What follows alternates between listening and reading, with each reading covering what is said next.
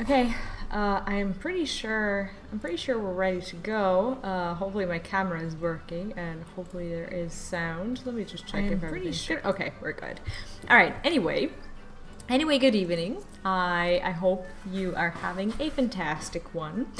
I actually am. I'm having a good one myself. Actually, I had a good day, as good as I can have it under these gloomy circumstances of the past week. Basically, I went to the aqua park or like the pool or whatever with my family, and we actually had a pretty good time. We spent a few hours there, and it was actually quite nice. My son got to spend like a lot of time in the water, like for the first time, probably, and actually we thought he may end up just like being afraid of being in the pool and whatnot, but he seemed to be okay and he had a lot of fun. So I'm actually very happy about that we're not having these like water problems, traumas, and whatnot. I think we're definitely choosing this one. Let me see. Okay, so we didn't win a lottery today, but that's okay. That's fine. Anyway, today I'm gonna continue with the story. But before I do that, I do want to address some things. You already see that I'm on the screen that doesn't tell you that I'm gonna be playing Final Fantasy right now, and I'm partially sorry about that, but I'm also not, because there are some very important things that I want to address before we begin. I know that you're most likely just tired of all this drama and all these events that have been, going on in the MMO community, and we want all this to end, but unfortunately we're not at the point where we can comfortably say that, it's ending, because it's not ending. It's only the beginning.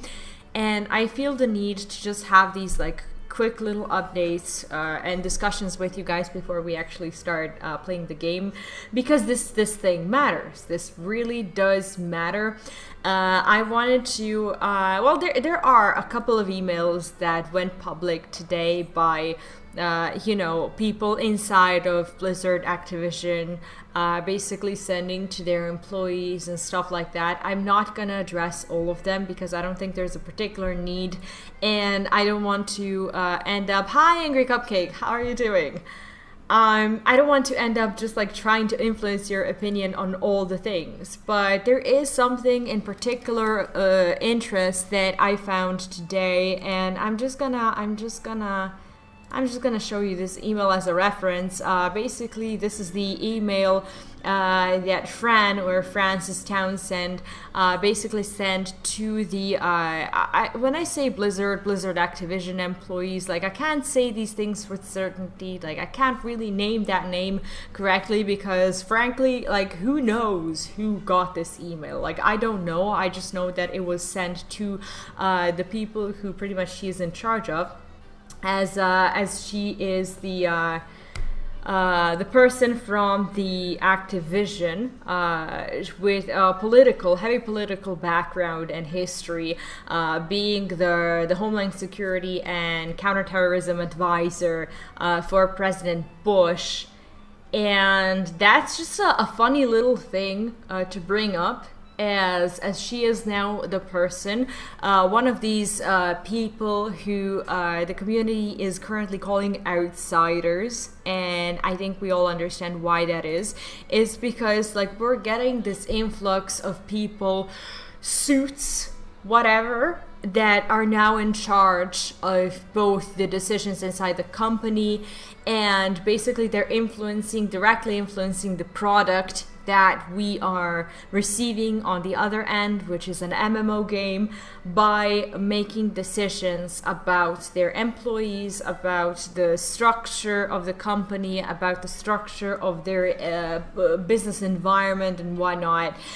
I saw the apology, and that is something that I'm not ready to yet comment on, as there are some interesting things popping up and some interesting sources. Interesting, I say interesting because that's something that isn't really mentioned in Morheim's apology, where people are claiming that they have indeed contacted Morheim in the past, sent him some print screens and information about what's been going on with them, claiming that he actually did know about all this stuff. And I don't know their story.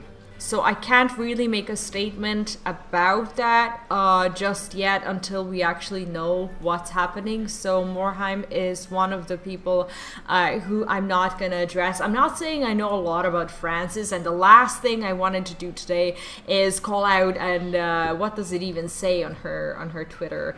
Ex-Homeland Security and Counterterrorism Advisor to President Bush, National Security Analyst, Corp Affairs, Corp Sec, and CCO Activision. Like, that is not the person I wanted to call out today.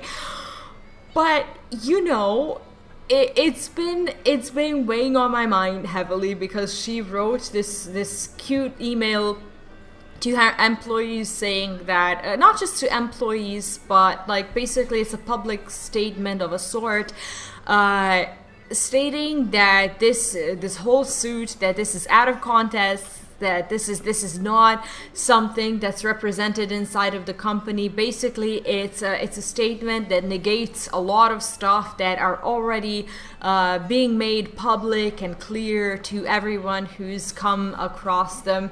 And what's interesting is that Francis, at one point of this email that I have on screen, she does mention, like, in all of my time in Blizzard Activision or whatever, but like her time is like 4 months. Like, she is someone who was recently, I can't say hired, as in, like, I don't know how long she's been actually associated with Activision, but she has been on this particular position for 4 months. And I think sending this kind of email to her employees and being like, you know, in our time, this hasn't been happening. And then also stating that some of the information that's out there about the harassment is outdated.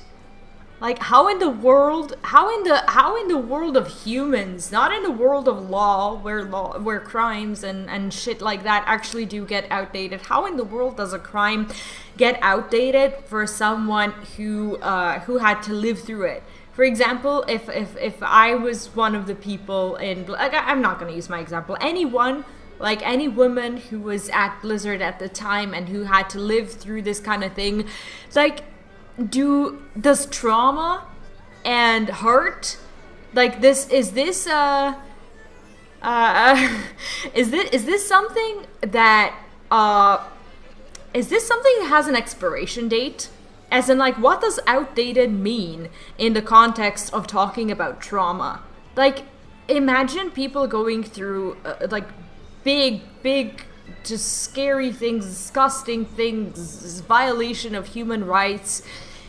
When something like that happens, how is this categorized in terms of psychology? Like, how long does the trauma last? Like, if you get raped, or if you get in any way sexually abused, or if you get your pictures passed around the room of your colleagues or something, is colleagues like 7.5 months to like for them to pass your picture and for you to get over it? Is rape like 6.5 years? And like if it pops up after 10 years, then you're suddenly at the position, like, past the expiration date of your trauma, and then you're suddenly supposed to be okay with that?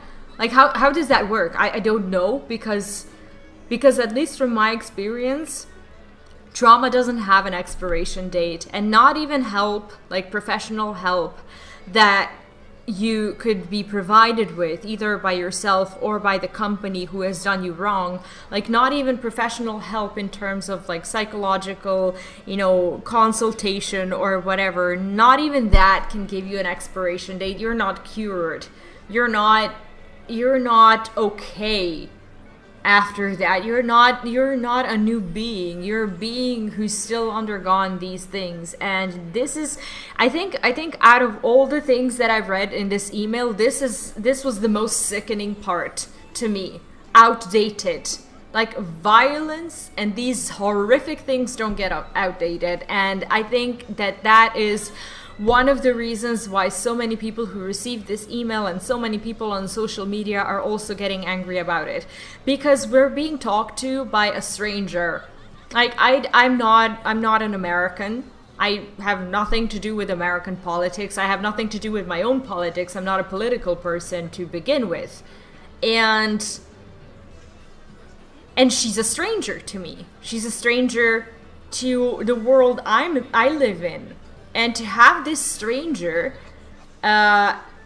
say these things to our community, not directly, but like for our community, like our MMO family, to see this and to be talked to like we're a joke.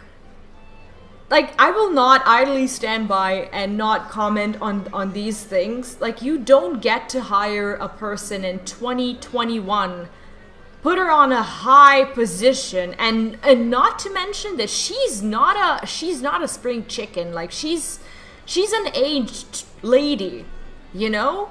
And she basically, in her email, she said that she hasn't experienced something like that. But what about people who are of our age? What about the people who are mostly present in the demographics of both playing MMOs and making them?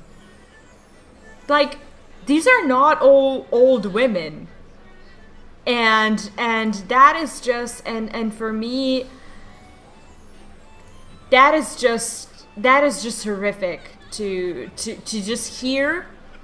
And I don't know, this was just a very, very cold thing to read, and I don't like it. I'm not gonna stand by this.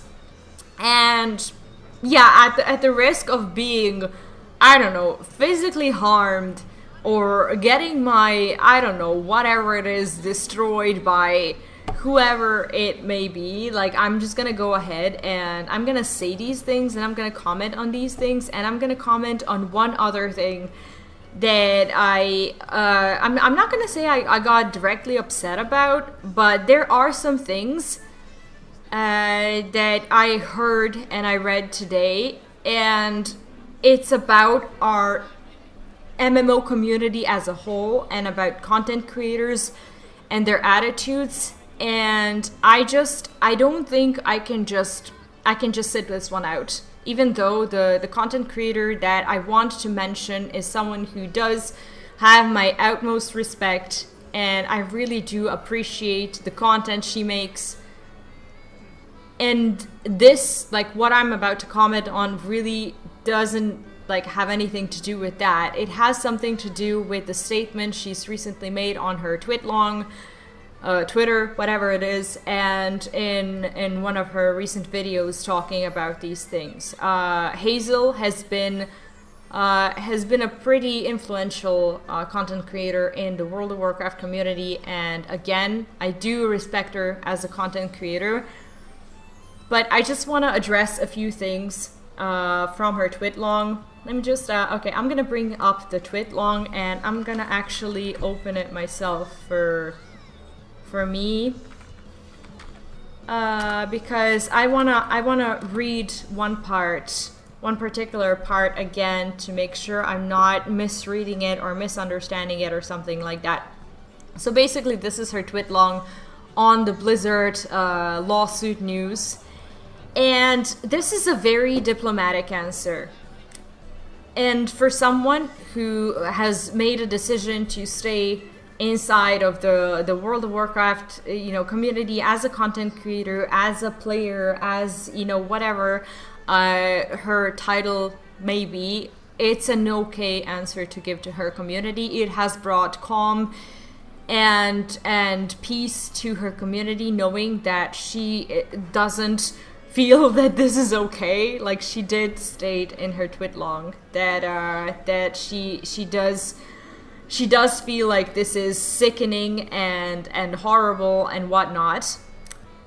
But I wanna address a particular point that she's made in this tweetlong.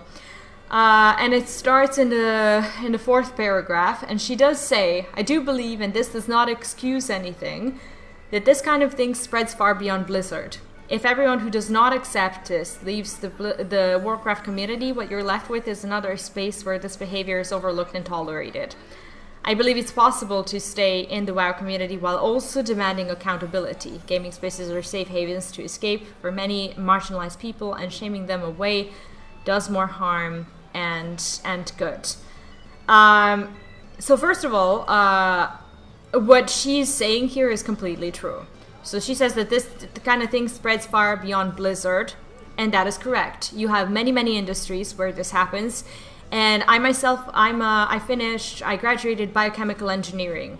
So if I wasn't sitting in this chair right now, if I was to be employed in the particular area that I finished my school for, I would have been in a technological engine of some, probably some factory or some form of production. And believe me when I say it, I've seen and I've heard way too many examples of women being mistreated, not just by their colleagues who are male, but also the people like the handymen, the people who fix these machines, the workers, the actual laborers who work there and who have known these machines for like more than 20 years. I've heard of some really bad stories about women ending up fired, ending up in jail because some of their male colleagues wanted to mess with them, and they messed with stuff like the valves in the production system, and they didn't tell anyone, so the production got all screwed up, and they had to face some legal consequences because of that, and basically had their careers destroyed. That is just one of the examples, but there's so many of that. And not just in the gaming industry, there's shit like this everywhere. But she also said that she thinks that it's a good thing that this is now, discovered in Blizzard or whatever, that this can now be fixed. From one point of view, yes, but at the same time, I don't think that we should. Just because this has been discovered in Blizzard, I don't think we should be pointing fingers where there's nothing to point at directly, because that just kills all the hope for fair employment of women in the gaming industry. If we were to just assume that there's sexual harassment everywhere, we should just never apply for a job anywhere. We should never work as game developers, as game designers, as community managers in any of these institutions. Like, why are we even working there? Why are we parts of these communities if everywhere we go, we're going to get mistreated? I don't believe that everywhere you go, you're going to get mistreated. Not every studio is like this. And I don't know, this is just my theory and my idea of how it works, but I do believe that the smaller studio it is, the better it gets for you in terms of human relationships, because you're working on smaller teams where people actually look after each other, where they're more like friends and less like a whole industry. And there's a bunch of smaller studios that don't make crazy famous games, but they do make some, phone games. They do make some, smaller adventure games, not MMOs. Like, for an MMO, you actually need a big ass, team to just develop it and make it work. But not every single place has sexual harassment for women waiting them there. I want to make that clear, and I don't want these kinds of posts to weigh on the female community who do want to get themselves into a career of this place. You do deserve better. And yes, you should be wary. Like, everywhere you go, you should be careful. You should think about these things, but you shouldn't just enter every single company and land on every single position thinking that you're going to get raped for it. That's not what's going to happen. Bad things are going to happen from time to time, yes. And lots of places have these kinds of things happening to them. But I don't want these posts to make people feel like this is going to happen to everyone everywhere. Because it's not like that. Because this comment directly leads to directly leads to the fact that if you stop supporting Blizzard with like money or whatever, if you go and decide to play another game or something like that, this is not what Hazel said. This is just my conclusion and a conclusion from many other people who read this kind of post. That like even if you decide to support someone else, that you're still supporting that, but you don't know about it. But sometimes for humans, knowing about something makes a difference, makes a large difference. And I think that everyone should act upon their own morals and their own, ethics and whatnot when they know about things. And as I stated before, if I was to just assume that it's like every company is rotten, and probably a lot of companies whose products I use are rotten, but if I were to live according to that, I would have no food, I would have no water, I would have no clothes, I would have no technology in my house, I would have no games, I would have nothing, I would die. We would all die if we were to live according to that. But for some people, knowing about it, as in seeing the direct proof of it and reading the actual lawsuits like this one, it does make a difference. And she also says, if everyone who does not accept this leaves the Warcraft community, what you're left with is another space where this kind of behavior is overlooked and tolerated.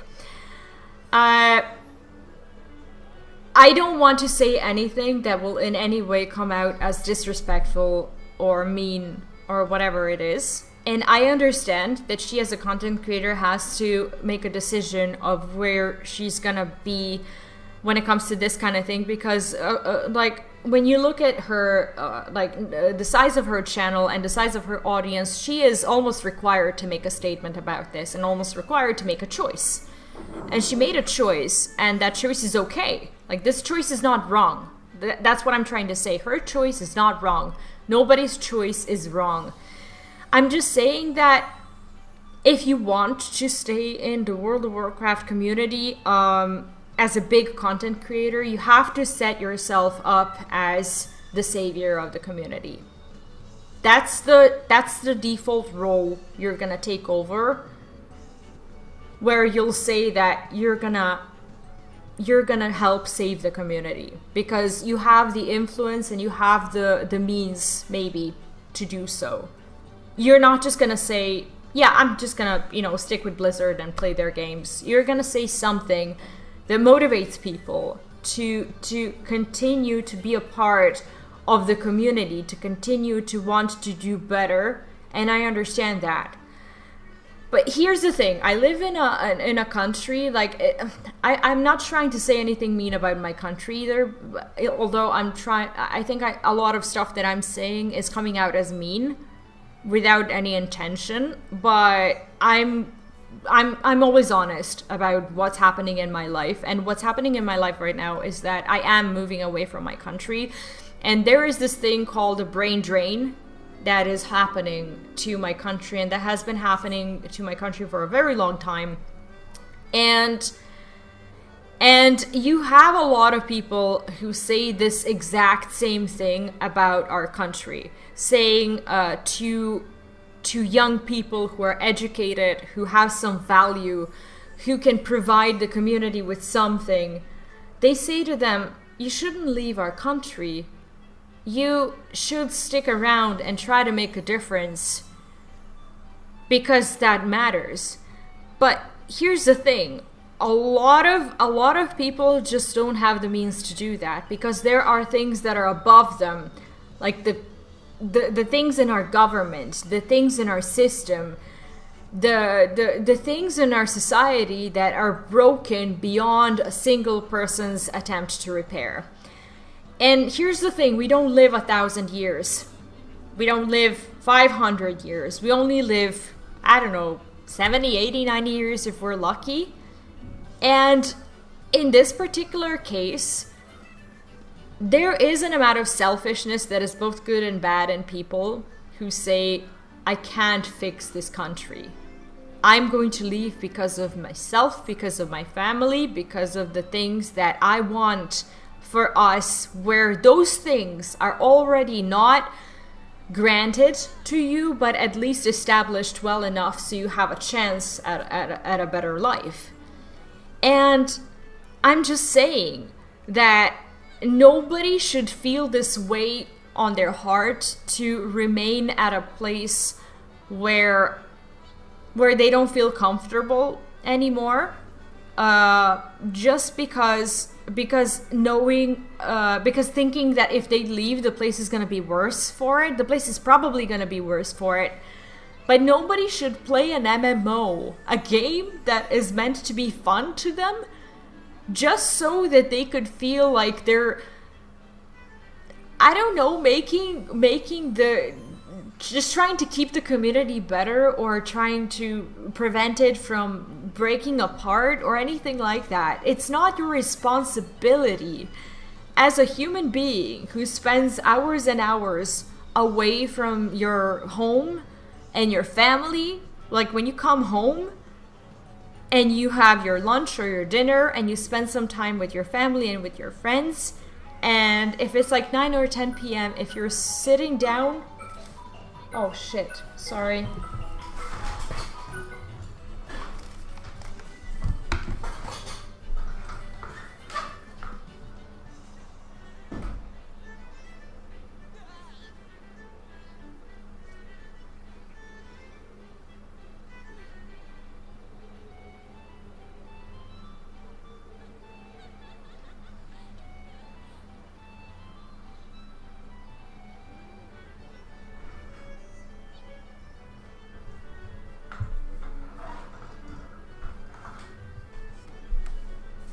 I'm very sorry about that.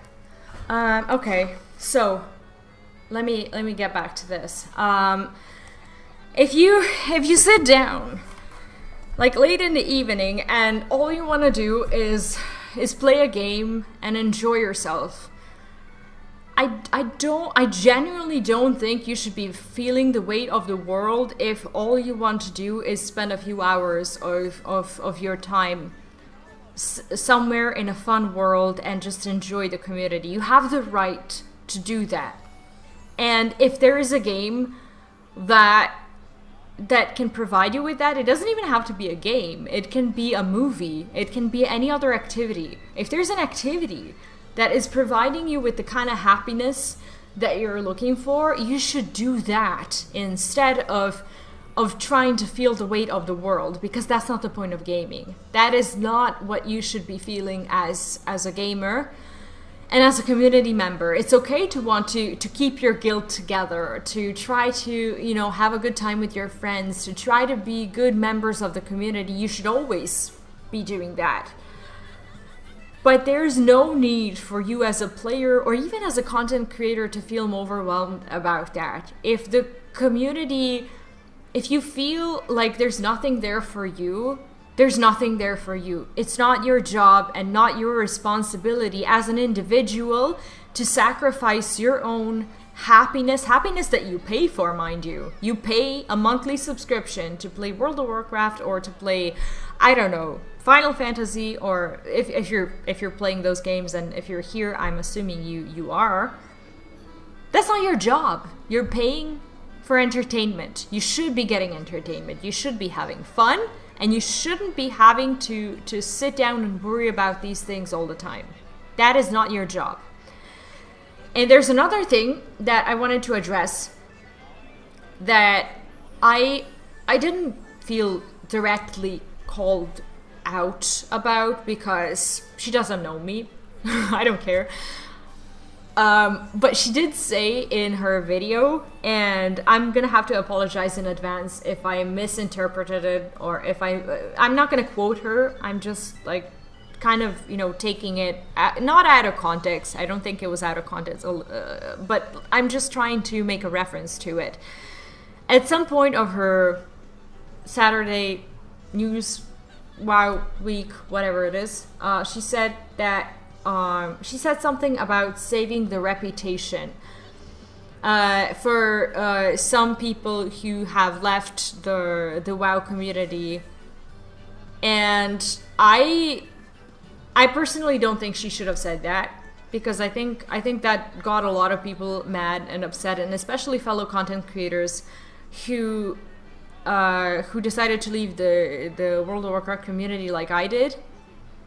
I don't think it was okay to say that, because that is a statement that doesn't look past anything else but calculating what the community is going to say about you. And sometimes, and most of the time when it comes to these things, it's not about reputation at all. When you have people that you're looking after, when you have children, when you have family, when you have real life commitments that you can suffer severe consequences for if you're not doing these things, if you're not feeding your child, if you're not, you know, just paying for a bunch of stuff or whatever, like, you can really get in trouble for that. The last thing you want to do as a content creator is to worry about your freaking reputation on the internet. And I don't think that people who have left the community, including myself, are trying to salvage their reputation by doing so. This has nothing to do with the reputation. I risked so much more than just reputation by doing what I did. I have no idea, except for these little polls that I made on my channel. I had no idea how my community was going to react to the fact that I will not be making World of Warcraft content for a while. And right now, my husband is in school, and this YouTube channel, this sole YouTube channel, is paying for everything we own and for everything we do. And some people will probably call me crazy for, you know, putting that on the line and saying that I'm not gonna do World of Warcraft, even though I started as a World of Warcraft channel. And some people probably would have never done that out of fear of losing everything. Like, I'm not saying I have as much to lose as some bigger content creators, but still, I have some responsibilities that are holding me absolutely accountable to these things. And I can't just go ahead and make a stupid move. But these were my choices as a content creator. I could have stuck to World of Warcraft no matter what happens, out of fear that my channel was gonna die or something like that. That was one option. And the other option was to, sorry about this. And the other option that I had was switching to Final Fantasy or to any other game that I actually felt excited about creating content for. Not because they don't have these things. I don't know if they do, and you don't know if they do. We can assume that they do or don't, but it's not up to us to do that. It is up to the governments and the people who are in charge of investigating these things to investigate these things if they exist. I'm not here to point fingers. I'm just saying Final Fantasy is not making me feel like shit, because so far I haven't heard of any of the stuff like that happening in Final Fantasy, and I think it's totally okay to feel that way. WoW and playing World of Warcraft right now sickens me for these reasons, and I'm fine with that. But it's not about reputation. It's not about money. It's not about reputation, and it's not about salvaging our own opinion that we receive from the community as content creators. I think it was very low to say that. Because the things go so much deeper than that. And I didn't do it for the reputation. I didn't do it for the money. I was selfish enough to do it because I felt that it was right. And I took advantage of the luxury that I probably don't have as a smaller content creator, and I did it regardless. I did it regardless of what will happen to me, because my being and my soul can't handle not moving away from that whole situation, because it hurts me. It hurts me on a personal level. It hurts me so much more than I'm even willing to just start discussing right now. And here's the thing.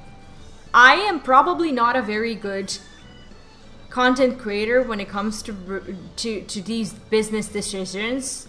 Like the correct business decision would probably be to just, I don't know, shut up and continue playing World of Warcraft and ignore all the trash comments that I've been getting on my WoW videos lately, even though they had nothing to do with my videos, but they had a lot to do with the state of the game.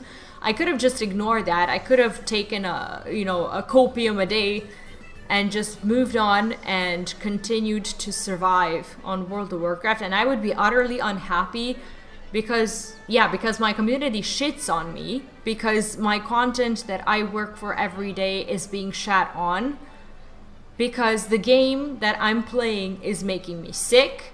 Like, all these things combined would make me feel horrible. If I'm gonna be a content creator, and if I'm gonna feel horrible about it, I'd rather not be a content creator at all.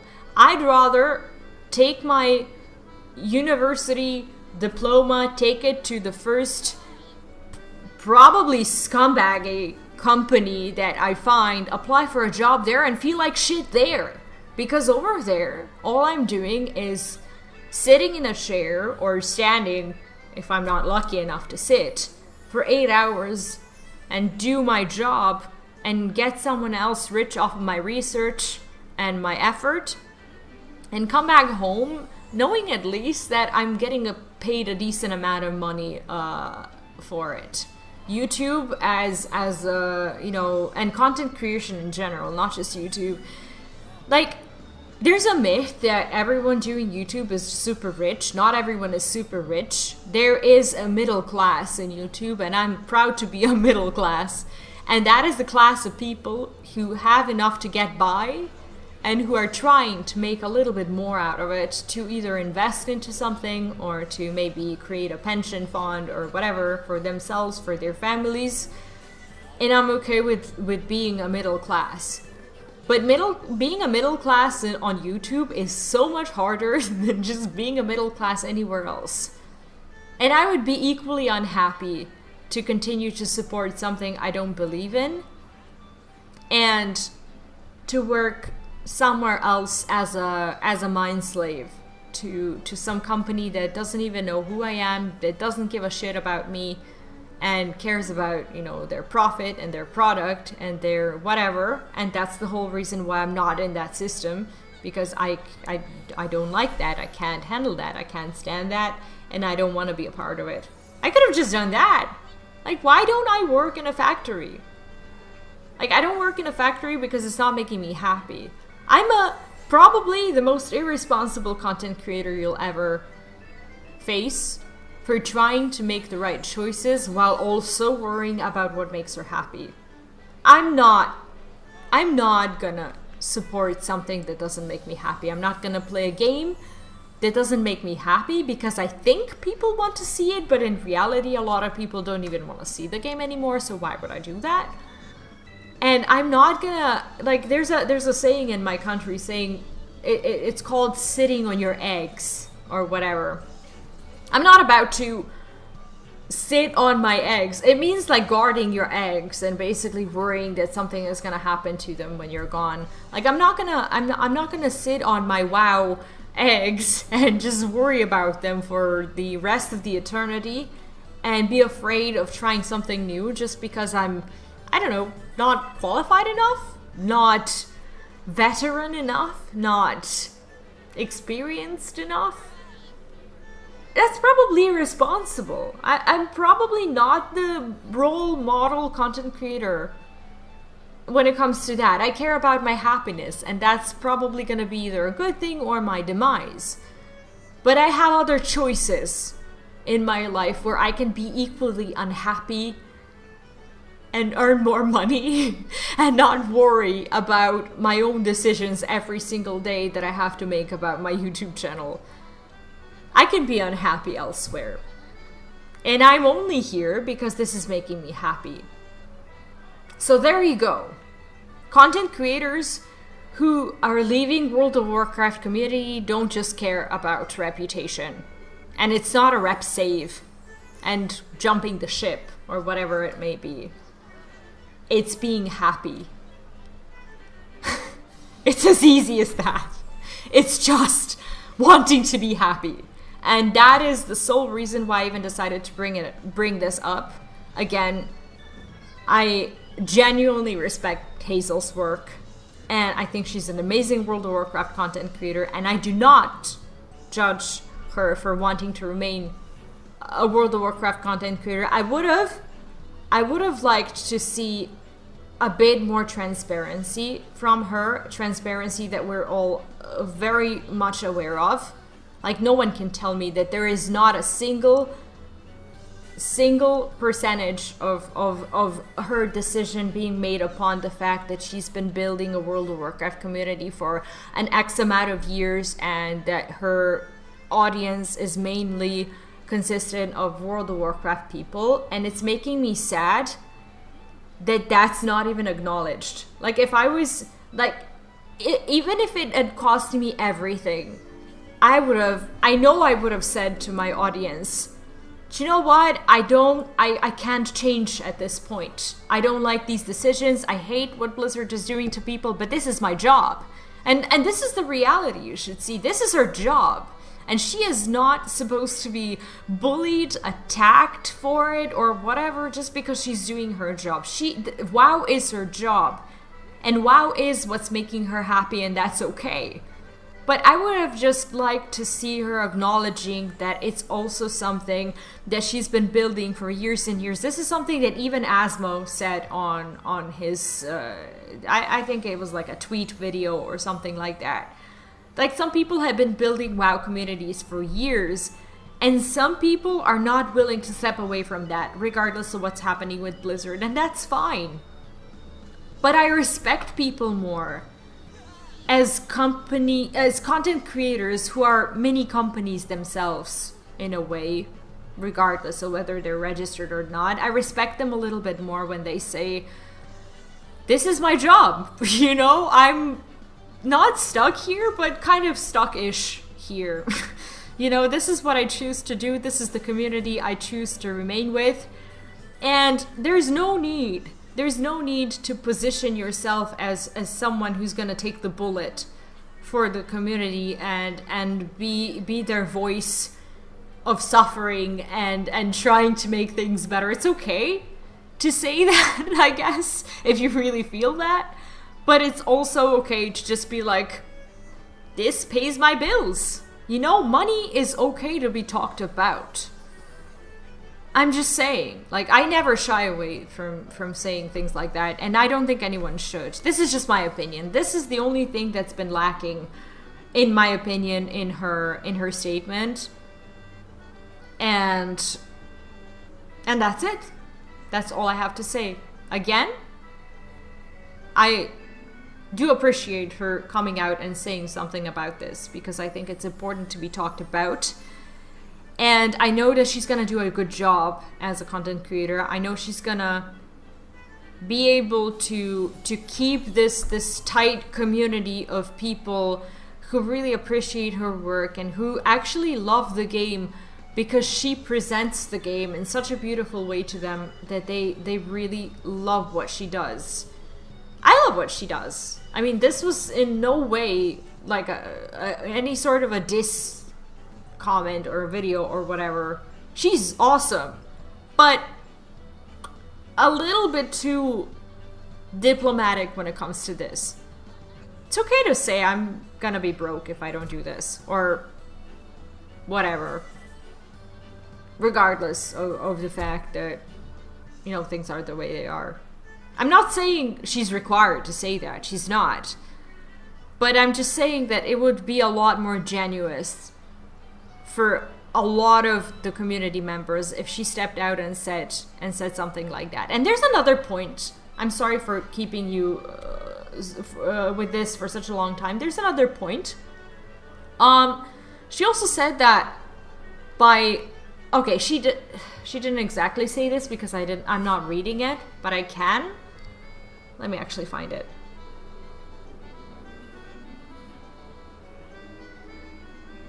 I don't know. It was something about, you know, if you unsubscribe from the game, you're not actually helping those women who work there, because that's basically their money, you know, their salaries and whatnot, and they could lose their jobs or whatever. And I have a comment to make about that. As someone who has in her life both gotten fired and quit her jobs.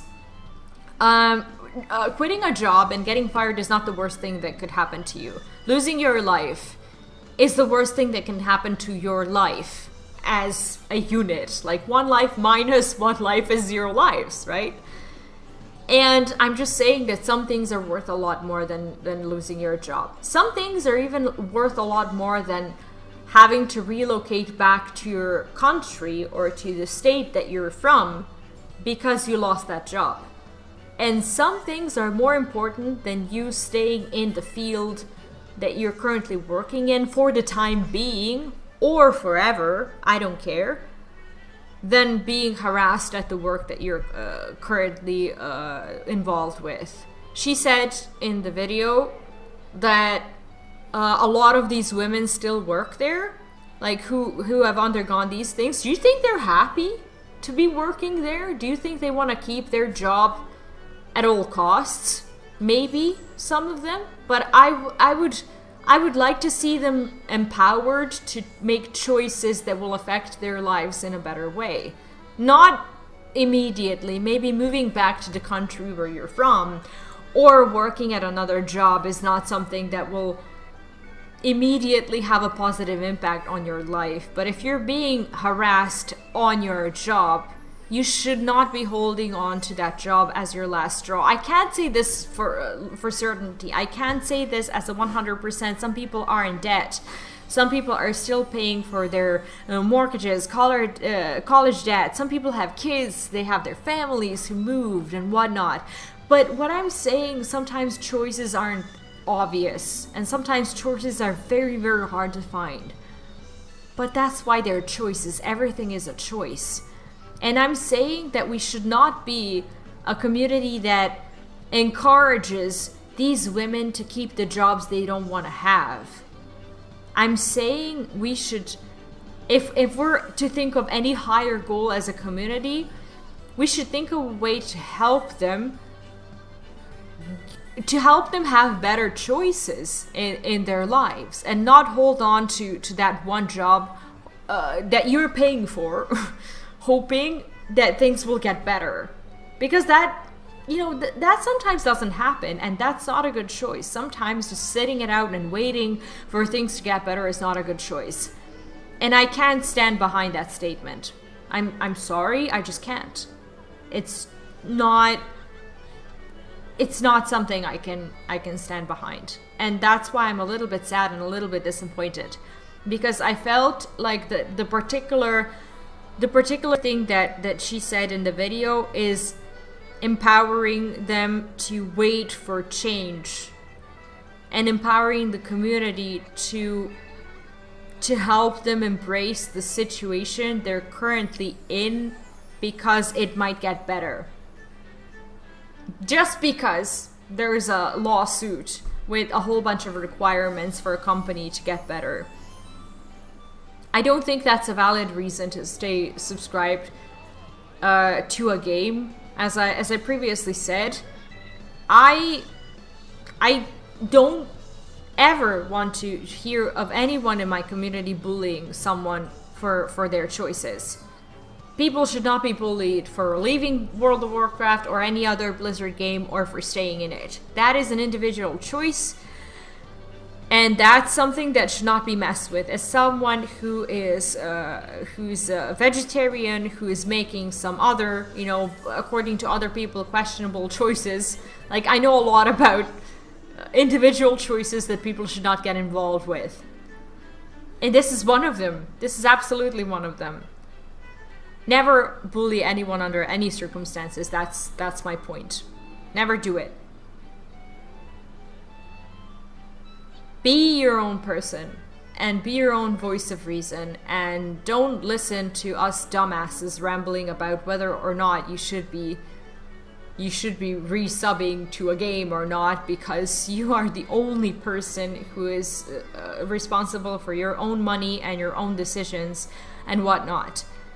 But when you spend your money and when you're trying to do it in order to do the right thing, just think about it. Think about whether or not you're, by doing that, empowering change or the avoidance of change. Because sometimes the lack of a change in the graph or any sort of mathematically or in any other way visible change indicates that there's no negative response. And that's one of the reasons why I'm stepping away. So that I hope that with my small vote, with my money, I can be a part of a red alarm signal that something is fucking wrong. That's it. Yeah, I'm done. Sorry again for 49 minutes of rambles. I'm done with rambling. I hope, again, I'm issuing an apology if I offended anyone, if I said something, you know, that I shouldn't have said. Like, I don't live in the States. I don't live in a country where you basically, you can't say a lot of things because they will get you in trouble. There are some cultural differences that I'm not making an excuse out of, but where I'm at, we speak a lot more freely.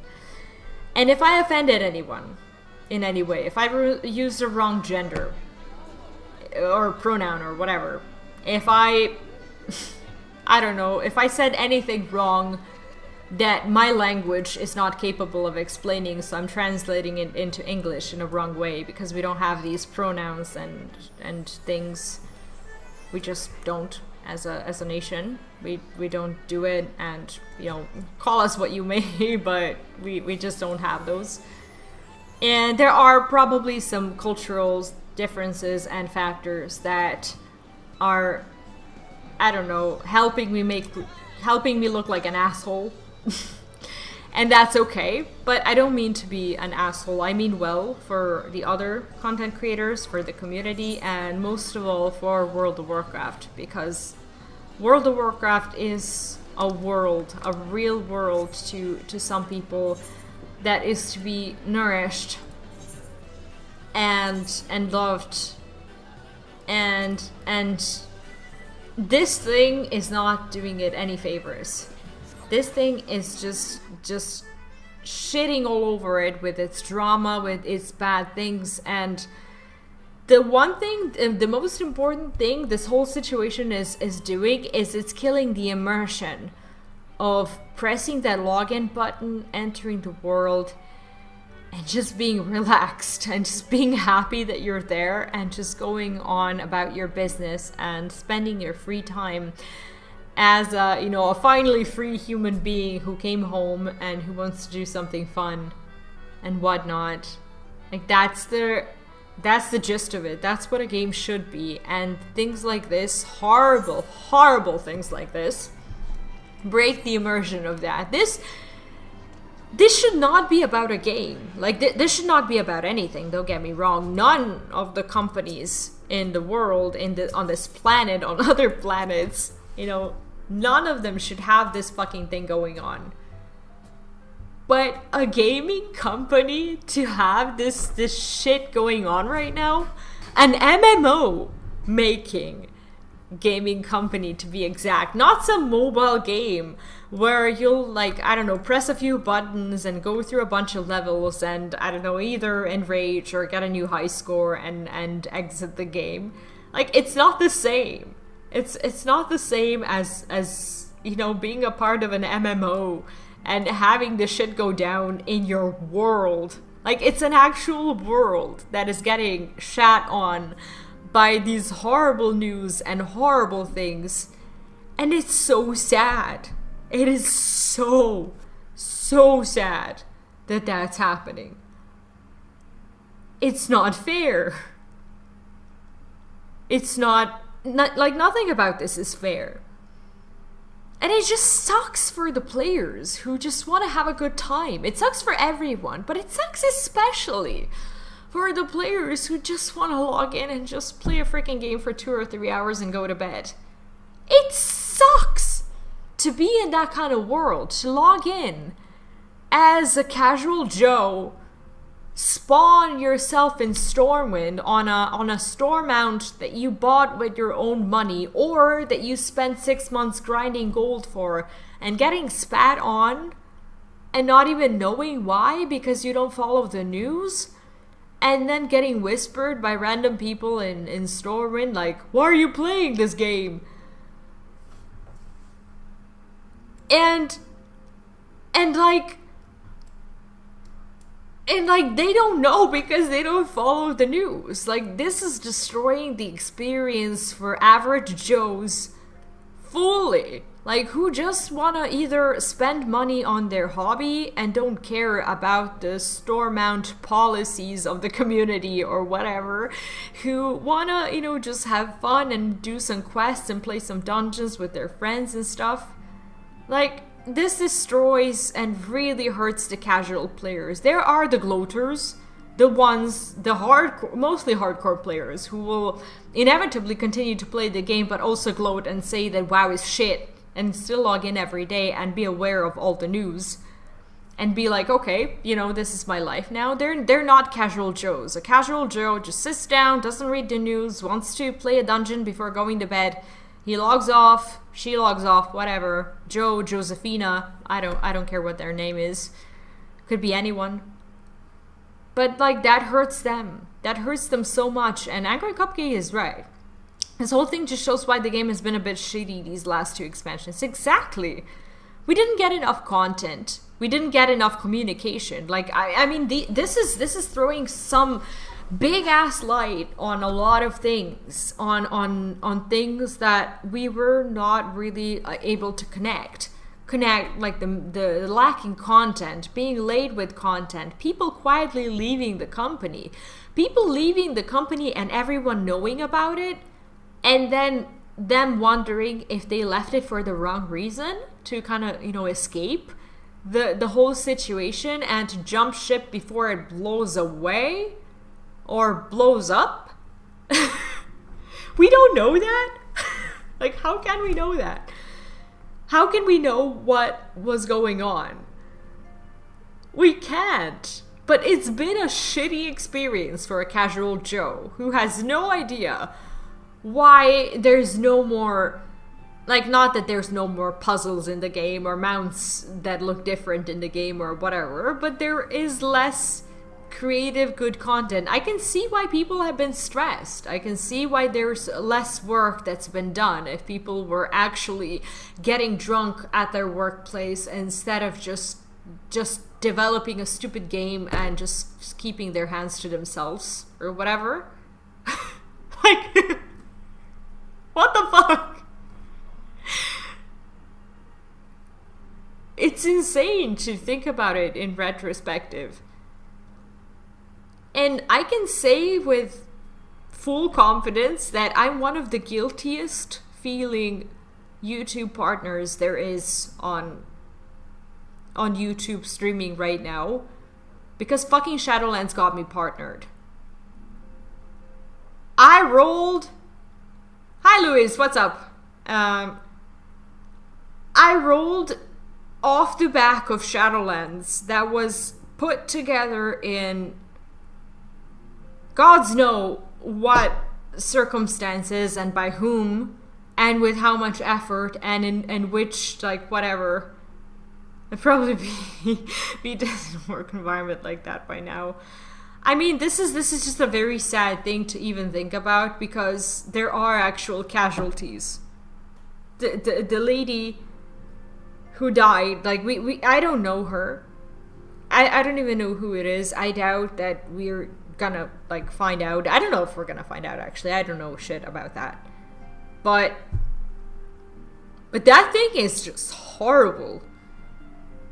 To be a victim of something like that. And I can, without trying to diminish the meaning of what has actually happened, in a way I can relate to what you're saying, because I'm not, I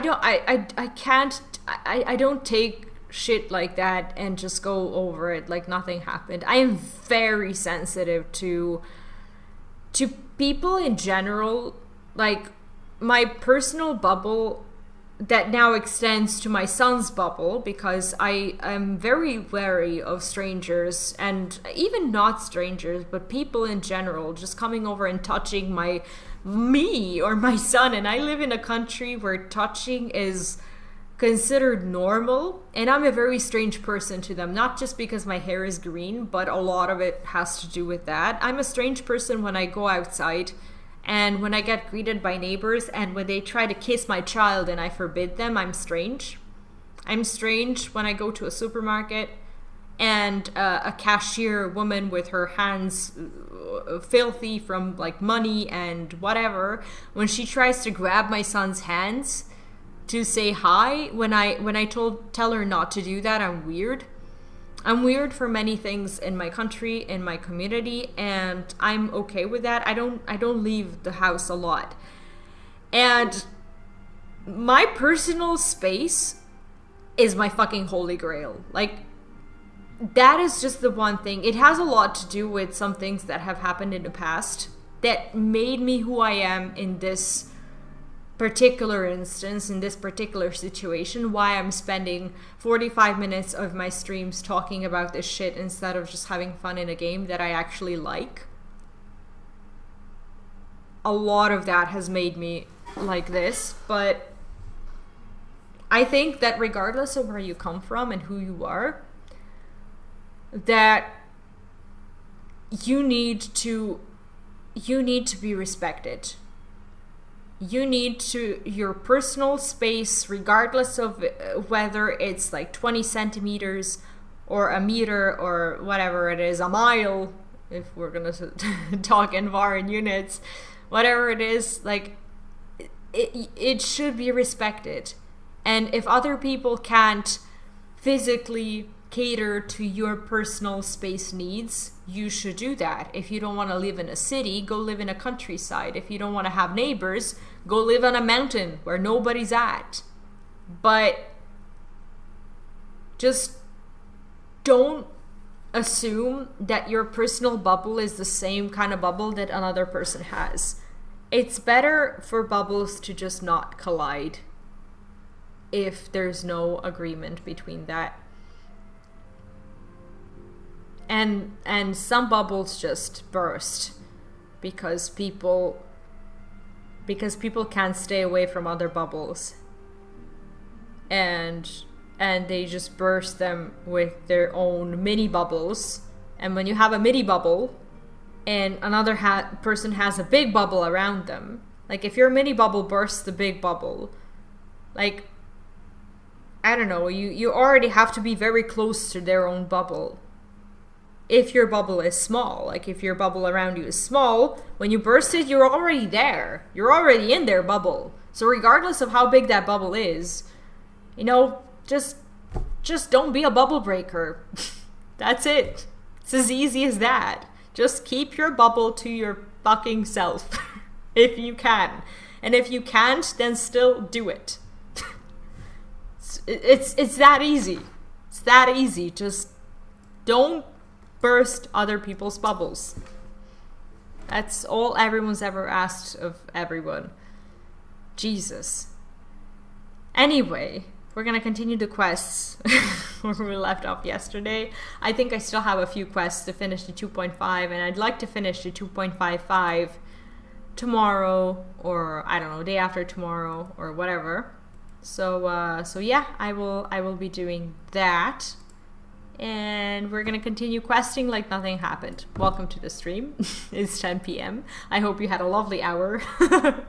Anyway, it would seem that events have once more conspired to rob us rest and recuperation. It's funny that this is the first line of my quest today. Though I would wish it otherwise, I must ask that you head straight away to the processing plant. The fourth have already deployed to the area and await the arrival of the Scions. Wilfred will brief you on the developing situation. Meanwhile, I must rendezvous with Captain Ilbert at our headquarters in Ul'dah. I shall take command of our forces there with a lighter heart, knowing that you go to support the front lines. Cool. Okay, so everyone knows the story from yesterday. If you don't, there's yesterday's stream, and that's where we left off. Your duties take you to Northern Thanalan, do they not? Yes, they do. We too must say our farewells to the Rising Stones for a time. Flinneman travels to Ul'dah, and we shall serve as her escort. Oh, she actually gets escort. That's actually quite nice. At my daughter's behest, I go to contact certain old acquaintances in the Gilded City. We are beset on all sides by civil unrest and imperial machinations, threatened by primals and troubled by dragons. We all need the allies we can muster. Many of my friends hold positions of power, you see, and it is my hope that they can be convinced to aid the Scion's cause. This is actually kind of funny to hear from a bartender. I think she's like a bartender slash singer, or I'm not sure if she was a singer, but she was sort of a bartender. It's like she's like that happy innkeeper who knows everyone, and she's like, oh yeah, I got friends. If the past events have taught us anything, then we know that Eorzea must present a united front, or we shall fall. Ah, how extraordinary that my little Asilia is involved in such far-reaching affairs. Aw, she's so proud of her kid. I'm proud that I might now stand at her side, not only as mother, but also as a colleague. That's so cute. A colleague with influential connections, but I fear that Ul'dah has become a place of danger, even for one so familiar with her streets. Bah! Woe betide the blackguard that so much as glares in your direction, milady. That's very romantic. Is he hitting on her? I'm not sure.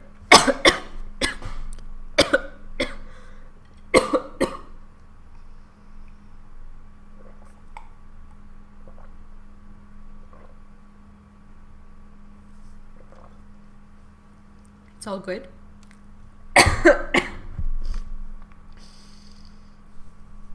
Ha ha ha! I shall be well protected, it seems. Anyway, now I'm crying again. Shall we be on our way then? Okay.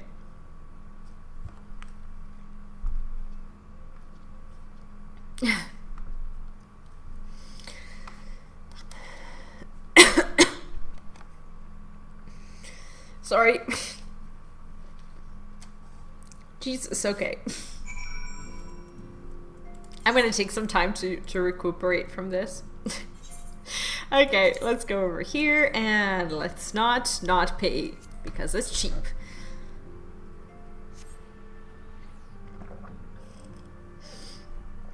Oh god, okay. Live I will. For now. If I'm gone tomorrow, it's probably because I said a lot of shit. Or because I choked on a little bit of water.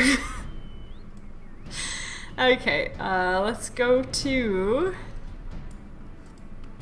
Okay, to our friend here. Wilred! I keep calling him Wilfred, I don't know why. Anyway, Wilred says...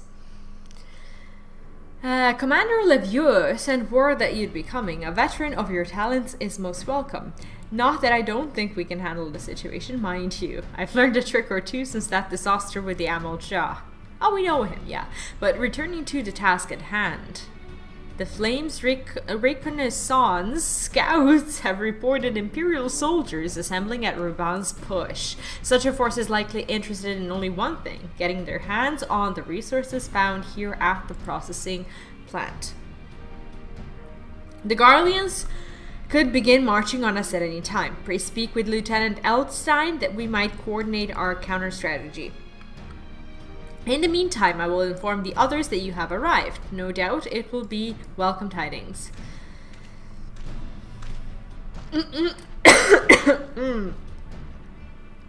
This is not going away.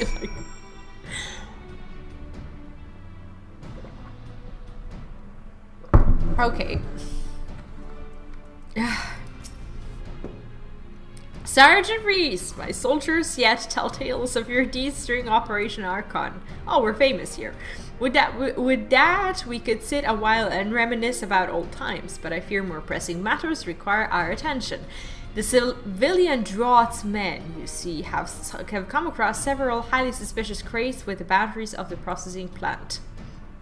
I had my sappers take a closer look, and our worst fears were confirmed. These boxes contain powerful explosive devices.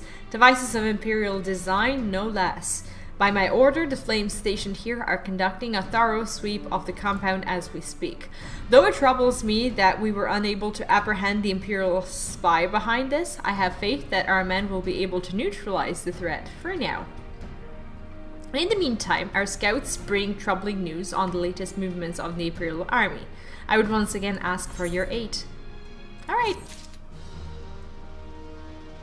Okay, so basically we're in the process of basically defending ourselves against Garleans and trying to counter Asians and get those crystals. If you remember, like the Atherite crystals that we need so we can begin our experiments / our last hope to defeat them. Lieutenant Eldstein wishes to share a report with you concerning Garlean's movements. We've been keeping a close eye on that Garlean garrison, and it would seem the Imperials have finally begun to mobilize. And as a reminder, we got a little bit blackmailed by one of the people who are gonna be involved in this as well. What was her name? I can't remember. But basically we have to help them with this thread so we can get our hands on the crystals. I think that's where we left off. We'll see. We've been keeping a close eye on that Garlean garrison, and it would seem the Imperials have finally begun to mobilize. According to the reconnaissance report that just came in, the squads seen leaving the castrum are too few in number to effectively take and hold our position. Give me a second.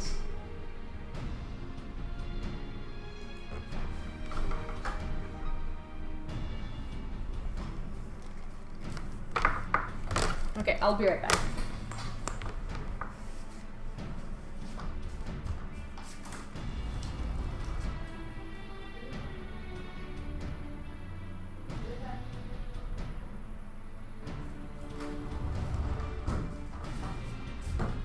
One second.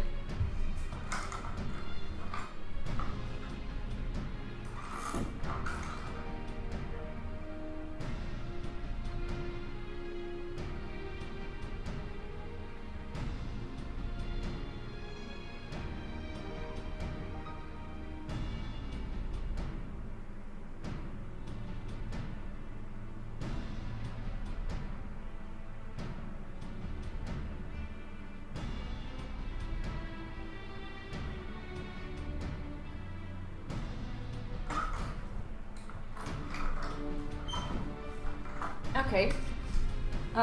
My baby cam, actually my son's baby cam, it got turned off, and I went to restart it because when it gets turned off, I can't hear him if he wakes up.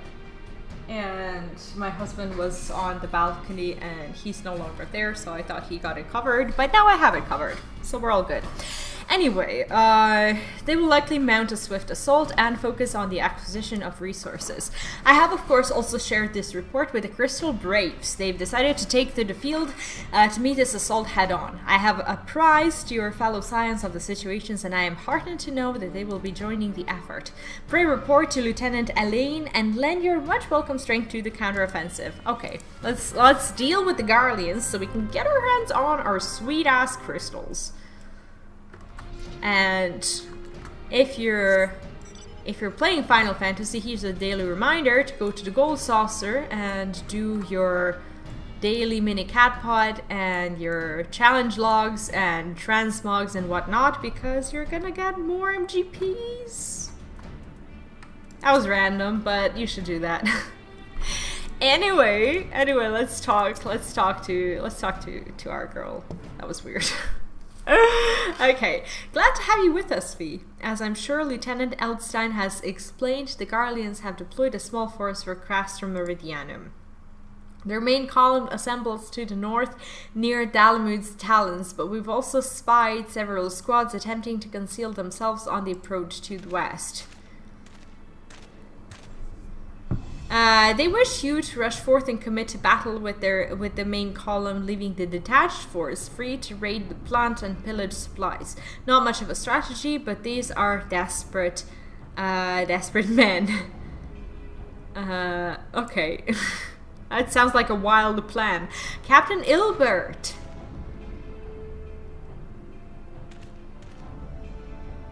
Captain? Okay. Greetings, Scion. I understand the commander bid you and your fellows come lend a hand to the Braves.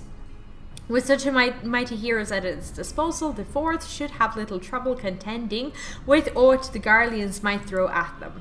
But even if you cannot be everyone at once, the Third was getting restless holed up in Ul'dah, so I marched them out of there to fill any holes in the plan's defenses and add their numbers to your counter-attack.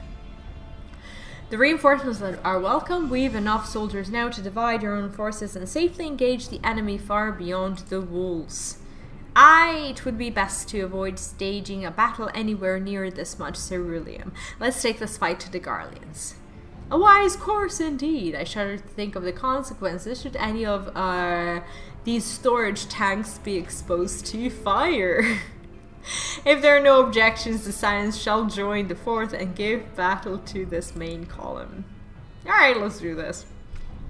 You're with the Third then, Warrior of Light. Oh, this strangely reminds me of like how they call you Maw Walker in WoW. I'm not a huge fan of being called the Warrior of Light, although that's just completely different. Your job will be to intercept these... Oh, he doesn't know me. That's fine. Your job will be to intercept these squads hiding out in the west and prevent them from reaching the processing plant. Okay. Haha, my ears wiggle when I nod. That's funny. When you're ready to proceed, report to Lieutenant Yuhase. I'm sure I'm mispronouncing that. His scouts should have a rough idea of where the Imperials have concealed themselves by now. I have a big ass weapon. I don't even know why. I'm not transmogged because I just equipped the weapon that I got from my like Kofor thing. It's actually a cool weapon and a shield. It kind of goes together. And I do like my gold saucer stuff, but today I'm just gonna wear this because it's new. They're actually pretty cool. Okay. Alright, so here's a Yuhase. How do you even say her name? A pleasure to be fighting at your side once more, Scion. Our operations invariably succeed when you're around, and victories are wont to pave the road to greater coin. Now, this detached force we've been sent to eliminate has split into smaller squads, the better to conceal themselves with the terrain hereabouts, I imagined. We'll need to split ourselves up as well to cover more ground and make sure we root out all these B-raiders. And seeing you're an army unto yourself, I assigned you your own areas to scour clean of enemy soldiers. This will be a simple search and destroy. We'll rendezvous back here when the task is done. Happy hunting, Scion. Alright, let's do it. Yeah, my throat is just continuously not getting better, and it's like, you shall not stream today. But stream we shall. Okay, where do we need to go? We need to go that way. Alright, I'm still getting lost here. It's actually nice to be lost in a game for once. Says the person who kept getting lost in WoW for years after starting. Oh, okay, you're already here. That's fine.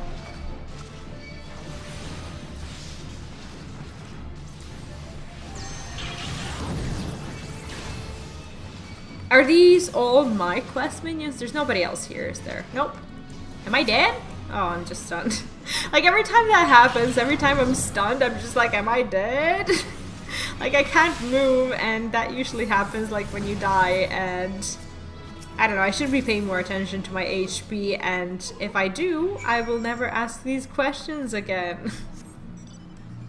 Alright. Alright, let's go here.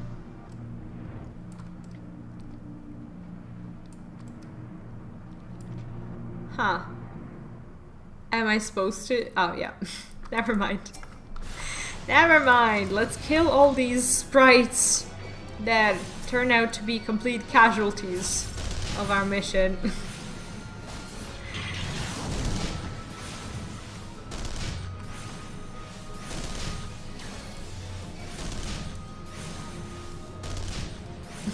They sound like they're shooting the shit out of me, and I'm just like... I'm just there.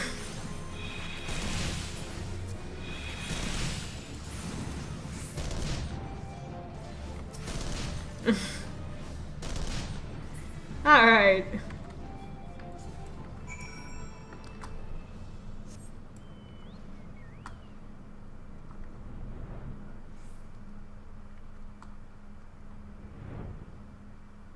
Okay, there's Yu. I'm gonna call her Yu because the other part is just way too difficult. You seem grim, Scion. I'll take that to mean that between us, more than a few Garleans won't be making it back to the cast room. Yep, that's true. These Imperials, though, they certainly made us earn our pay. I would be a happy man. Oh, I thought it was a girl. I'd be a happy man if I ever had to tussle with another one of those magic horrors.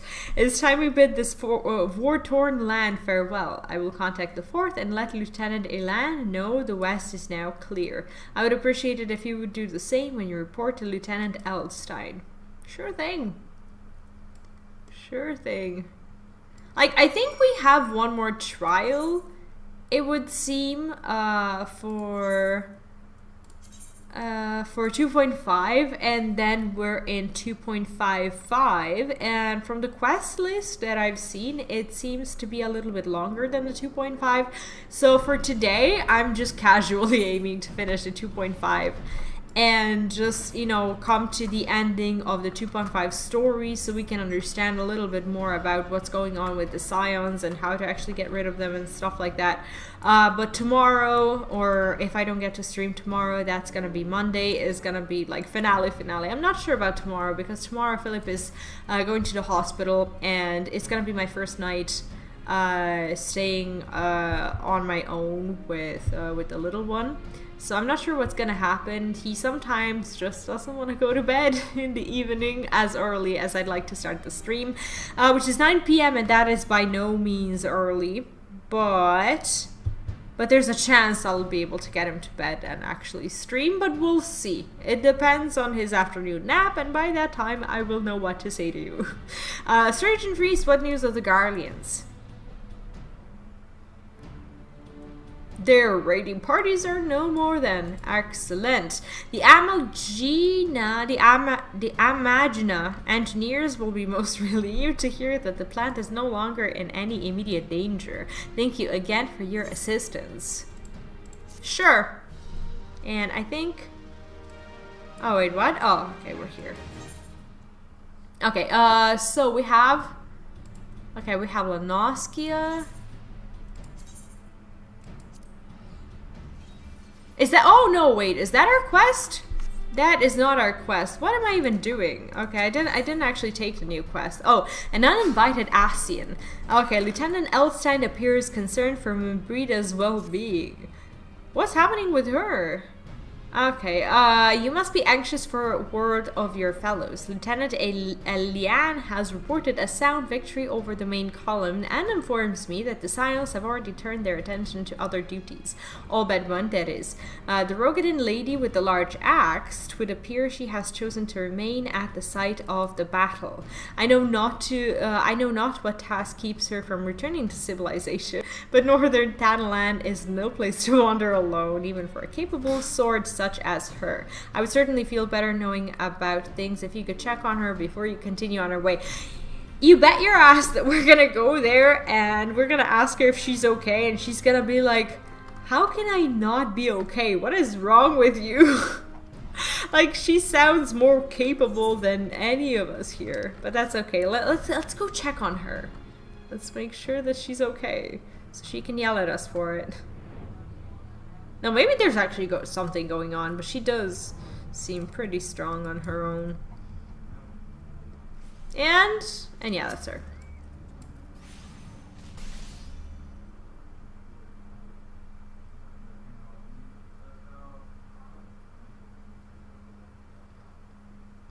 Oh! It won't be a second.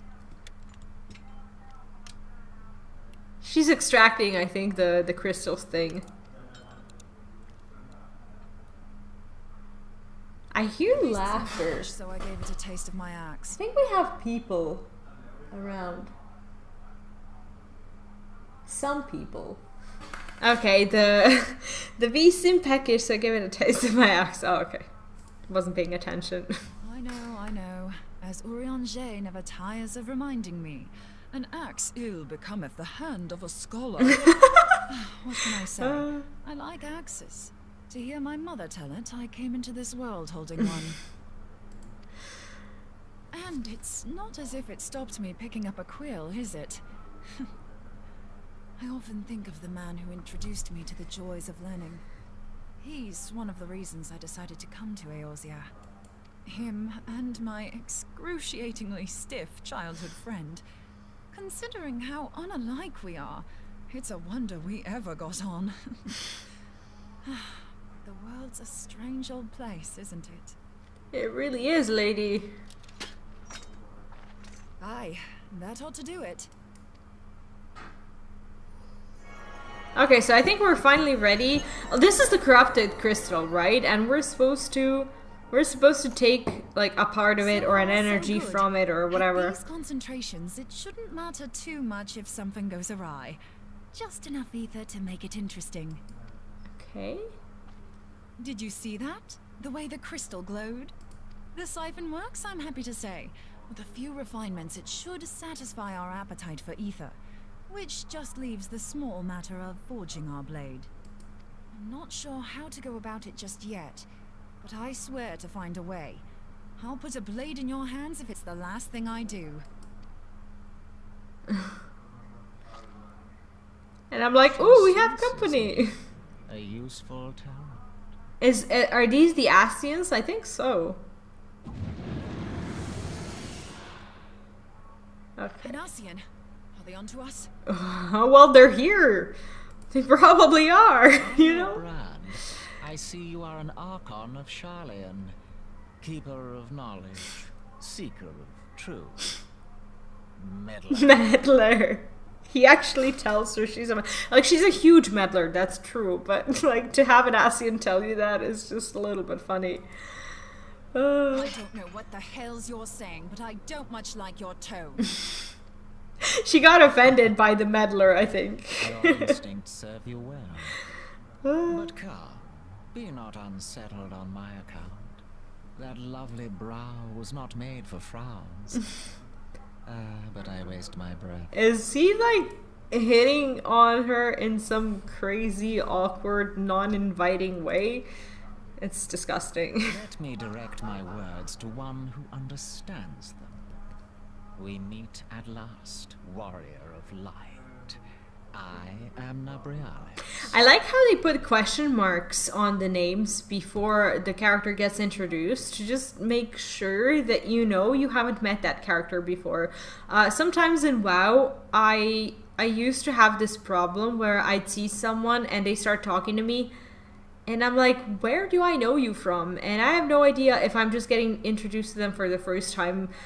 Well, it probably has something to do with either me not paying attention or them not being important enough or seeming important enough. But sometimes I don't remember names. And this way I know for sure that I've never seen them before. And it's actually kind of nice.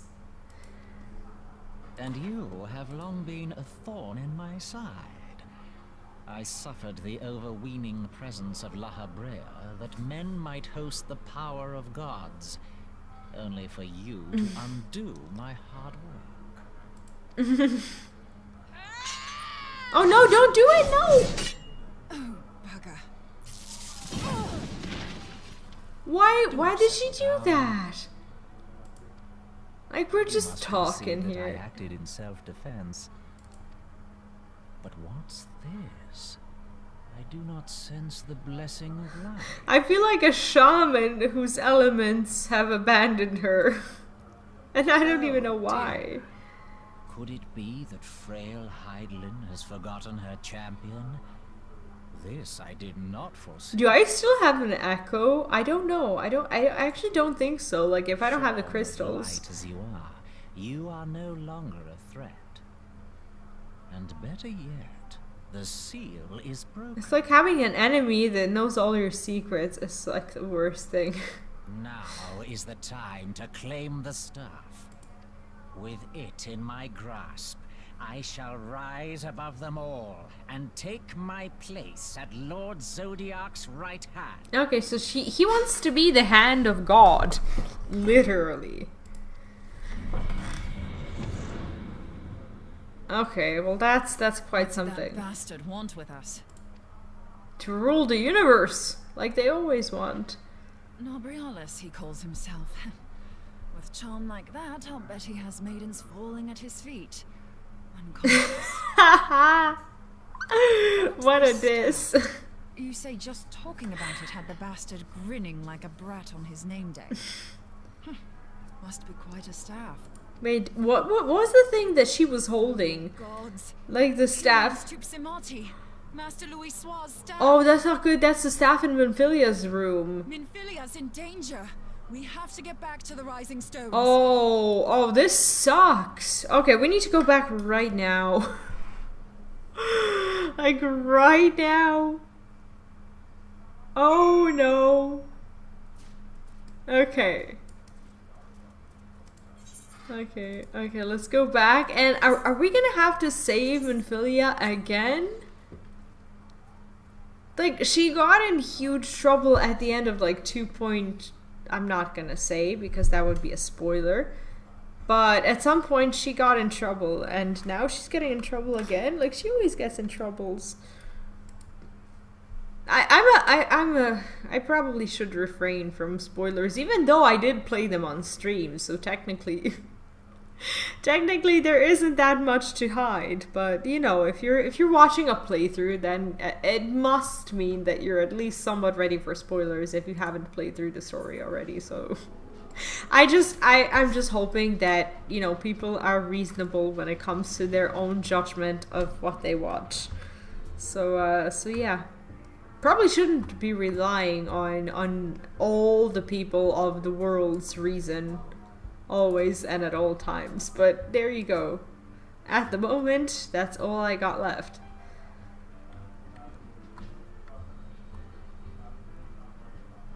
I'm tired from the pool today. Actually, we had a lot of fun, and we didn't expect the kid to have that amount of fun. I thought he was gonna be very scared. Like, we took him to the pool, and he hasn't been going to the pools a lot because because of the virus and everything. Like, we just didn't have the opportunities, but it was very nice for him. You're here. Master Lusau's staff is kept in the solar, isn't it? Quickly now. Oh god, what happened here? Like, can we even do anything if he comes over and he has these crazy powers that basically stop everything we're trying to do? Oh, shit. Oh, that's not good. At least he's still here. Oh, okay, so she has it. You too.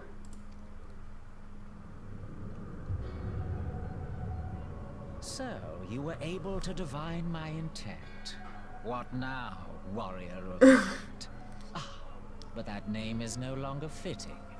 You have become decidedly dull and quite incapable of barring my entry. But Minfilia still has echoes. She's still powerful, isn't she? You truly do not know. Then I suppose it is only right that I enlighten you. What era is he talking The about? blessing of light kept you and your fellow meddlers safe. Fellow It was meddlers. that which prevented my kind from entering your domain. Okay. She's now sitting in her spot. Like, you don't do that when you walk into someone's They had room. no power over the likes of Elidibus and La Habrea. Being of this world, they could come and go as they please, while I could only look on. Okay, so basically they were born on this world, so they kind of had like a pass for Eorzea, and Abraelis is something else, something different that isn't... Like, But what I is he? need look no longer. Now that the seal is gone, I mean to act. Unlike the others, I am not given to waiting. I shall take that staff and bring about the next rejoining. Okay, I don't know what rejoining is, but it's probably not Rejoining? good. Then it was your doing. The Isle of Val, the scholars, all of it. Did they explain rejoining? Like, I know they mentioned something happening to the Isle and everything, but I'm not sure if they... This is creepy, like, the way he just, like, blinks wherever and starts talking. It's disgusting.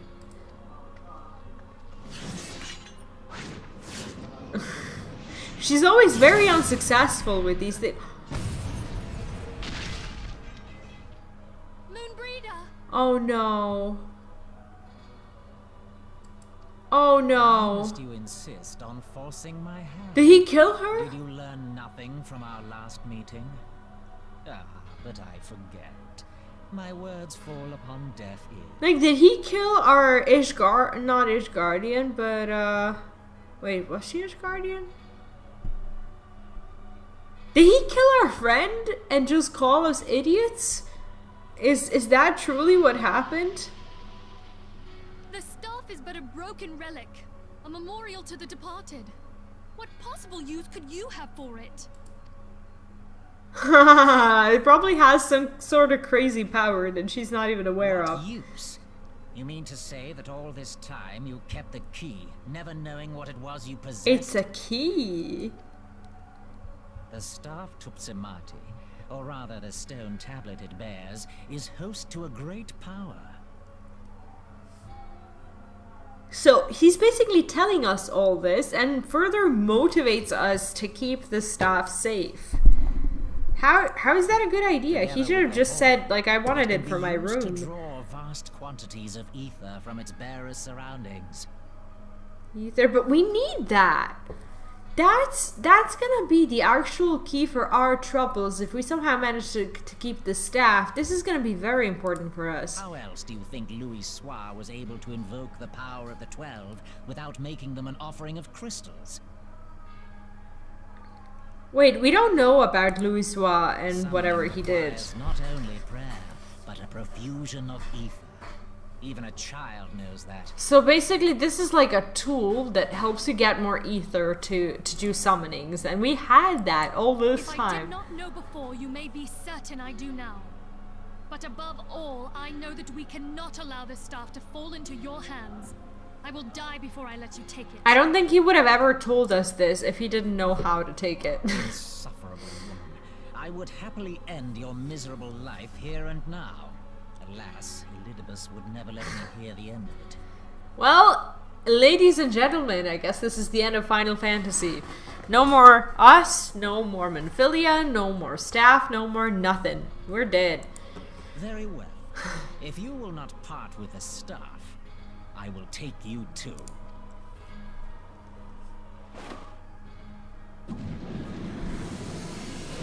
Oh, through the portal we go. Wait, do I get to go too? Or is she just gonna leave me there? Like, instead of killing her, he could have just, like, taken the stuff. Oh, she's alive. Okay, good. Our recklessness didn't kill her. After them! Quickly! Before the rift closes!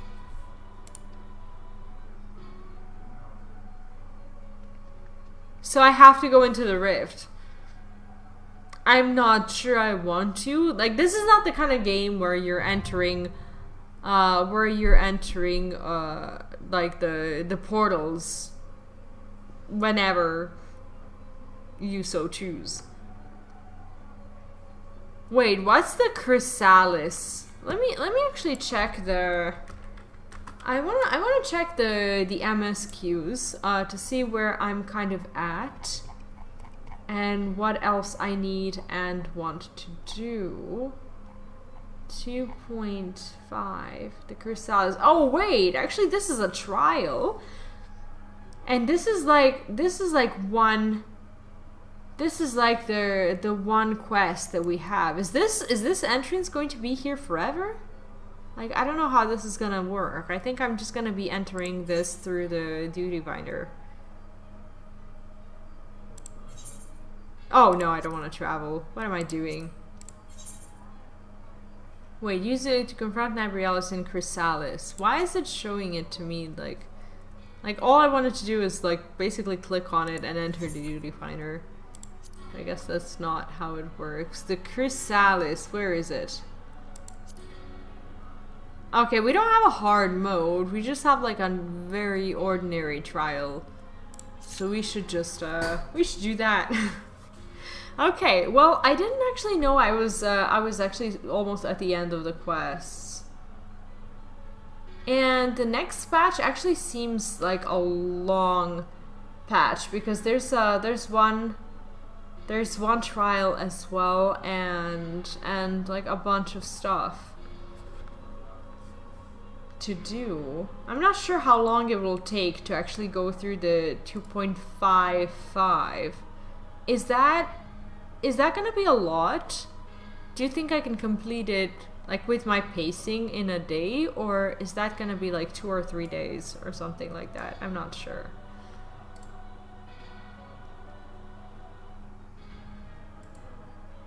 The story is actually really good right now, and I'm just wondering, like, okay, so she took the staff, and this is actually good. If we manage to take Menphilia out of there, we're gonna be able to have the staff basically unlock a bunch of ethers to actually defeat the Asians. So they kind of were instruments of their own demise right now by just allowing us to have this knowledge on how to destroy them. I think I'm understanding this correctly. If I'm not, just you know, feel free to let me know. Okay, until we get to the trial. Like, this baby cam keeps getting disconnected and I don't know what to do with it.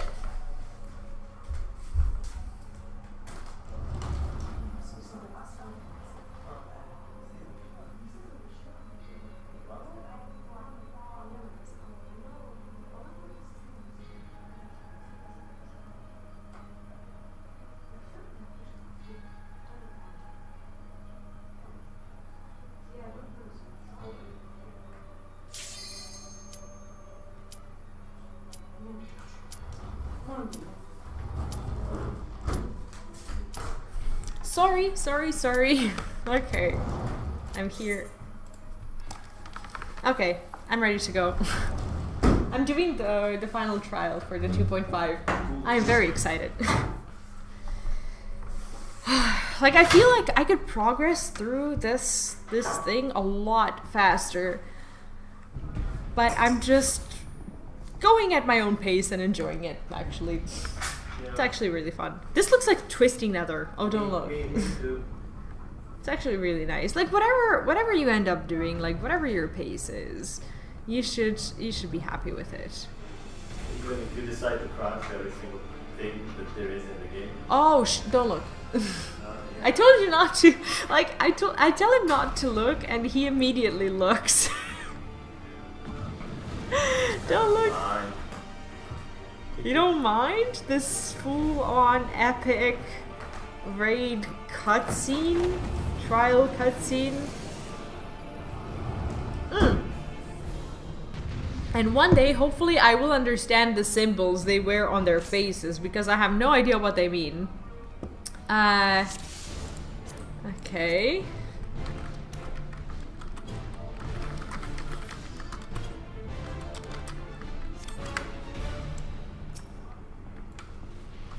Okay, I should probably get some, I should probably get some additional information on this thing. I hope,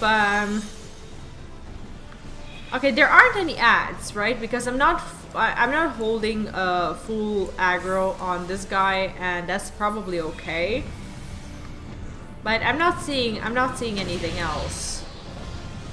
Okay, I'm just going where other people are going. What is this ball? Oh shit, that's probably not good. Okay, so they're exploding? They're exploding, and I have no idea if I'm supposed to be killing these things. Probably am. It's like a... Is it like a kill it fast thing? I don't know. I'm just running around like a madman.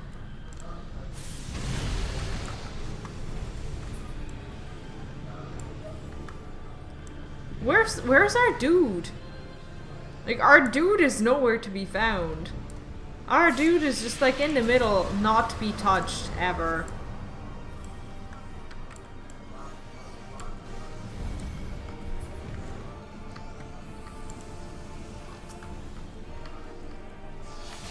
Why is he over there? Okay, we need to deal with this dumbass, like ASAP. Can I interrupt this? Can I stun him? That probably doesn't work.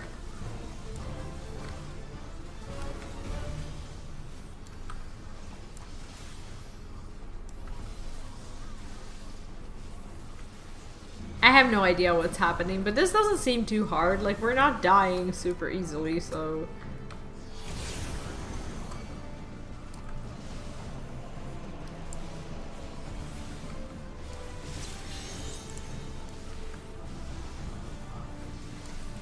The spark, whatever it is, it's not interruptible, is it? I don't seem to be able to interrupt it.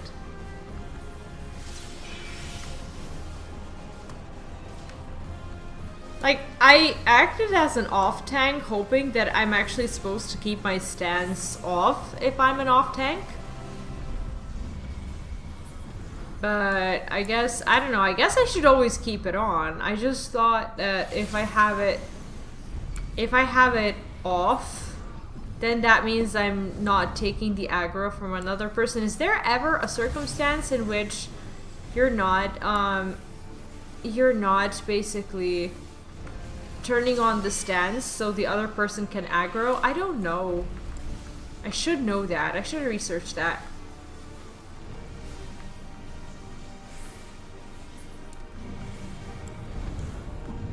Is he gone now?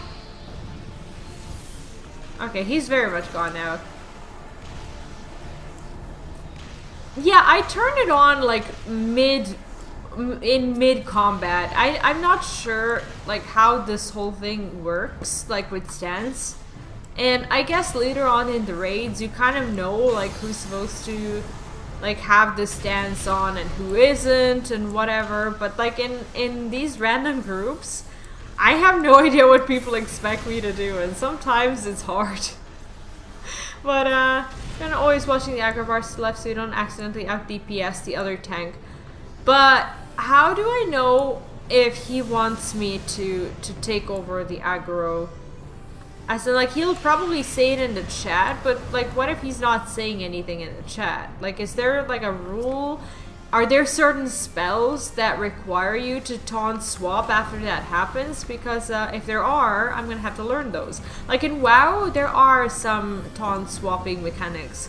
And I never actually tanked in WoW, so I don't know about these things. So actually, that would be useful to know. And also Nami, thank you for helping out and for answering my noob questions. That means a lot. I got over the tank anxiety only recently, and I decided to try to be a good tank and learn it after a bunch of years of just not being a tank because I was too afraid to be one. Like, I suck right now, but hopefully, I suck right now, but hopefully I'll get better. What in the world is happening here? Is this still the combat? Is this our guy? That is our guy. Okay, something's happening. What is happening here? I have so many questions. Is this something we need to destroy? Like, other people are not destroying this at all. If it's an enemy, like if it has a bar, I probably should be hitting it. If this other person is holding the other bar, I don't know how this is working, but I know we died.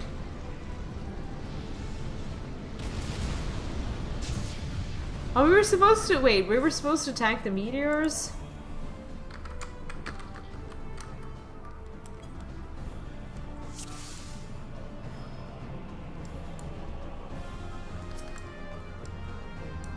Okay, well, we failed that, but we learned.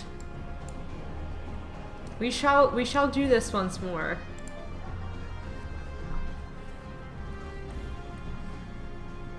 Tank meteors. Like, were we not like, was I not doing that?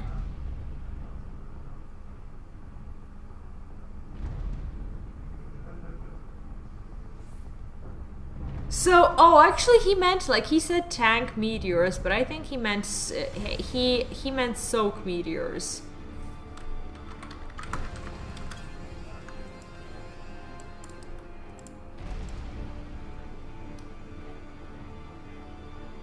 And, oh, okay, and DPS attack the sphere. Okay, so I was supposed to actually tank the sphere thing. And I was supposed to, like, soak the meteor thing while people were supposed to be attacking. Okay, I got it. I got it. I got it.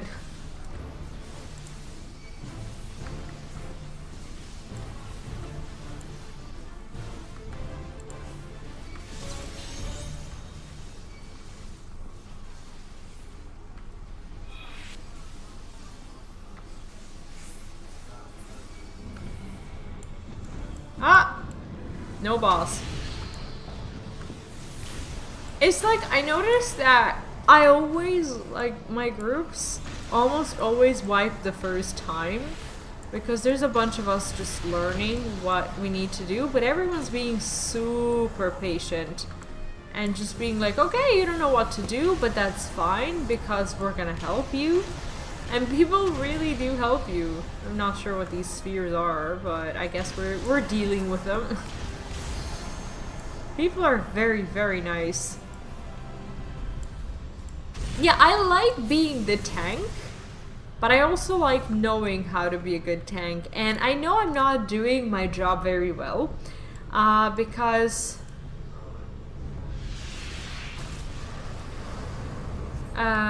I don't look up many things in advance, because sometimes before the stream I don't get enough time, and sometimes when I play alone I just don't get to the point where I look up everything, and I'm the kind of person who likes to look up, like, the tactics and stuff before going into instances, and that's why these things bother me, like when I come in unprepared. And I feel unprepared even though people tell me that I can go in blind with this and just do it. But I still don't really like it.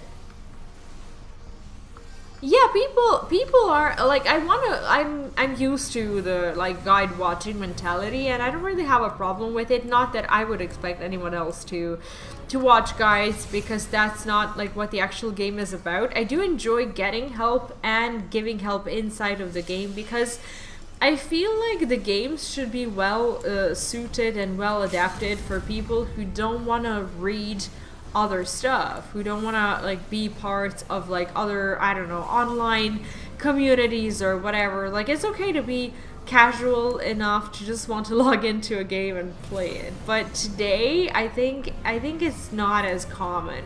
I think a lot of people will just expect you to, you know YouTube and have your favorite content creators and watch guides and whatnot.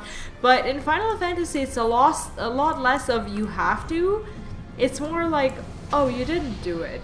That's fine. We'll just help you out a little bit. And that's actually quite nice. I appreciate that.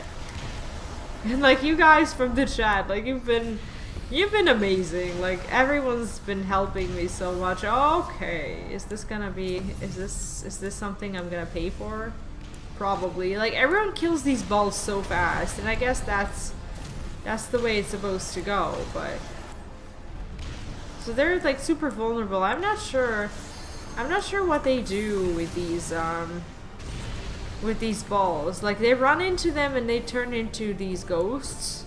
That's the part I still don't understand, but that wasn't the part that killed us, so we good. Okay, so he's still invulnerable, and that was an ouchie, but we'll live.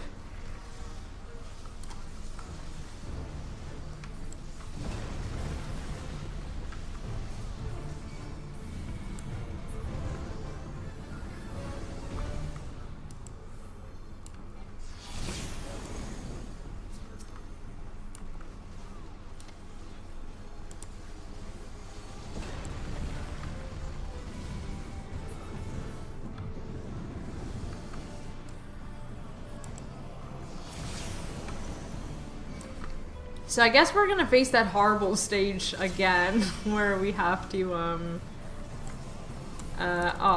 this is not interruptible. I don't think it is. I tried to interrupt it many times and I failed every single one. What did I do?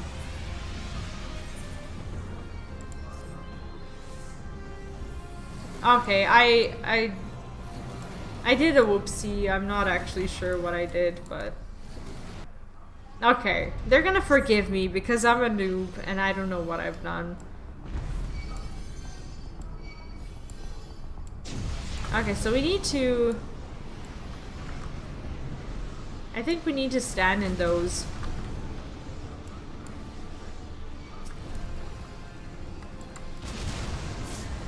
Okay, so we basically need to stand inside of these meteors to make sure no one gets hit.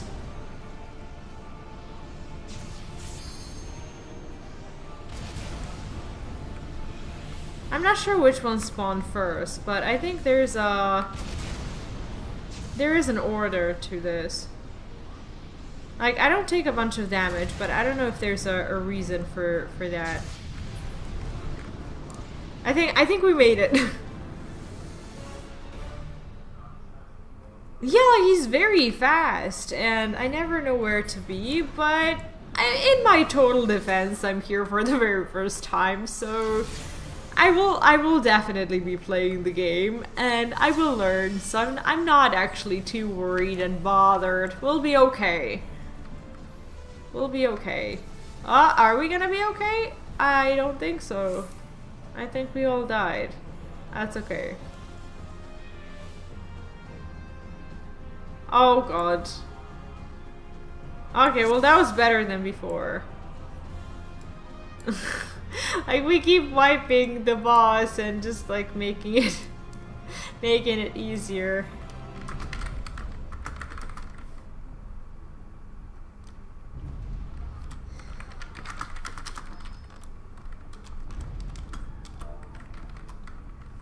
Okay, I'm gonna be that optimistic person and say we'll get it this time. I don't know who used the limit break. I think I wasn't even paying attention, so I don't know.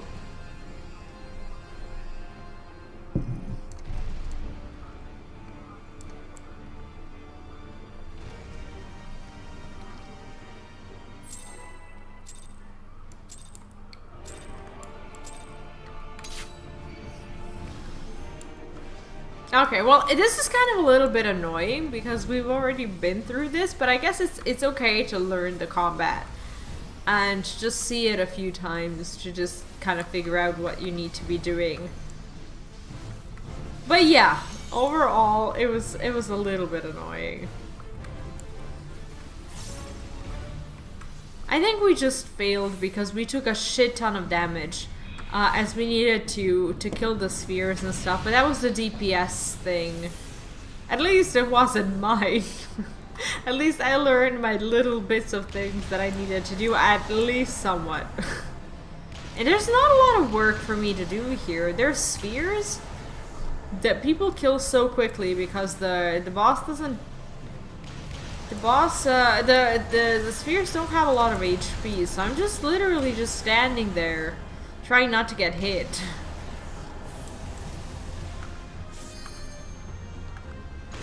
And basically waiting for the boss to respawn and whatnot. Okay, but this time we're super buffed. And we'll get him.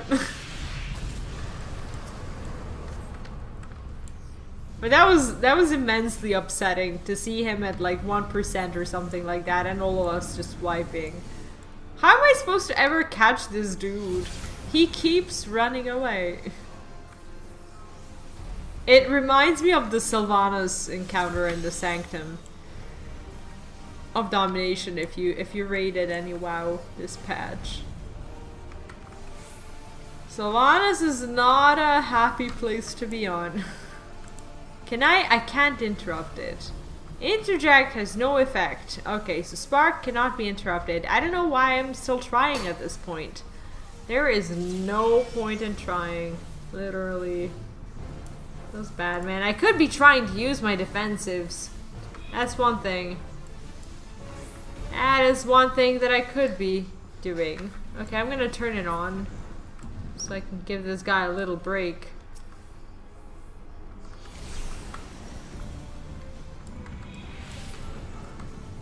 Come on!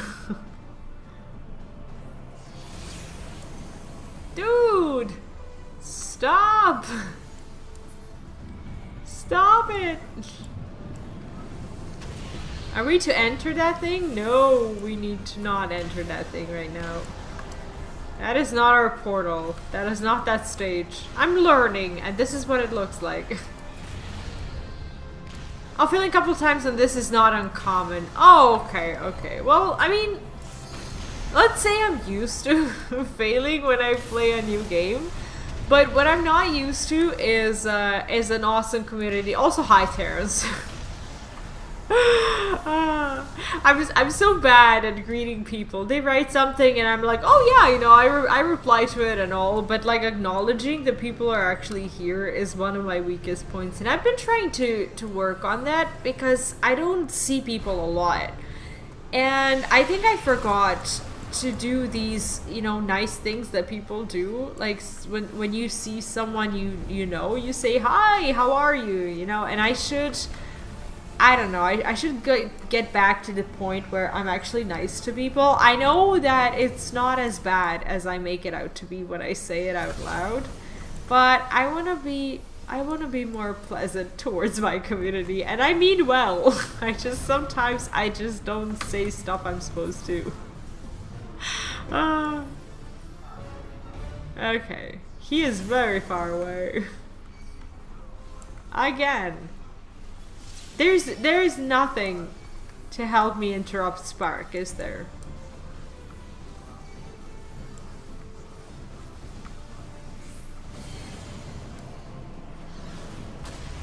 How do I always die here?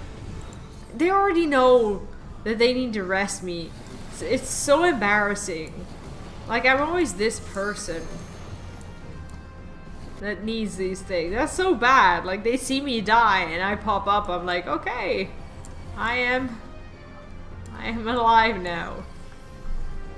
Wait, the duration of Vulcan enhancement and enfeebles have been extended tenfold. Well, that's great. Okay, so I need to be here. And then I need to hurry over there, or actually over here.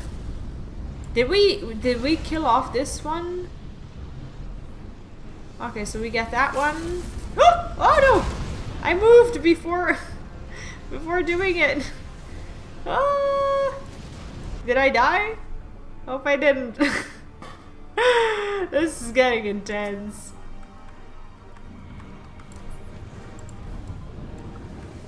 It's like my cooldowns are so long. Oh god. Okay, they were talking about a sphere of a sort. I think a sphere is supposed to be summoned or something, because someone said that last time we wiped because no one killed the sphere. I don't know, I guess was I supposed to take this out? Oh! We made it! We made it! Somehow we made it. I wonder if I died on the way.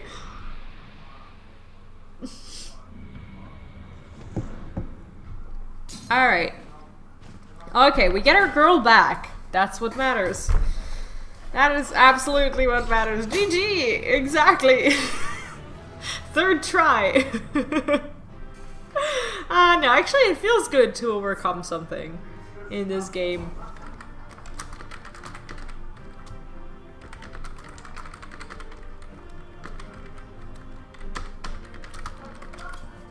Okay, I wanna... Okay, this guy was really good at explaining and just overall helping us. Oh, this was the... yeah, this was the normal thing. We don't even have loot. That's okay. Alright, let's go.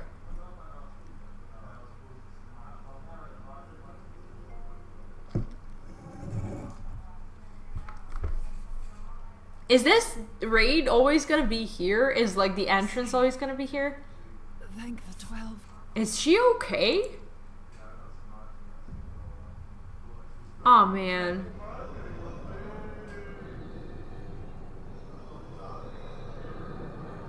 Is there a legitimate portal coming out of this guy? That's not coming out of him, but that is a portal. Okay, something's about to go down. Me this day. But what of the next? What of all the days to come? Okay, so basically they're immortal and they're gonna keep spawning over and over again until we figure out how to kill them. So this is his previous body and he just like disposes of it and creates a brand new shell for himself and just Light exists. no longer holds sway here. I may return whensoever I wish. Again and again and again. Eventually, you will falter, and the staff will be mine.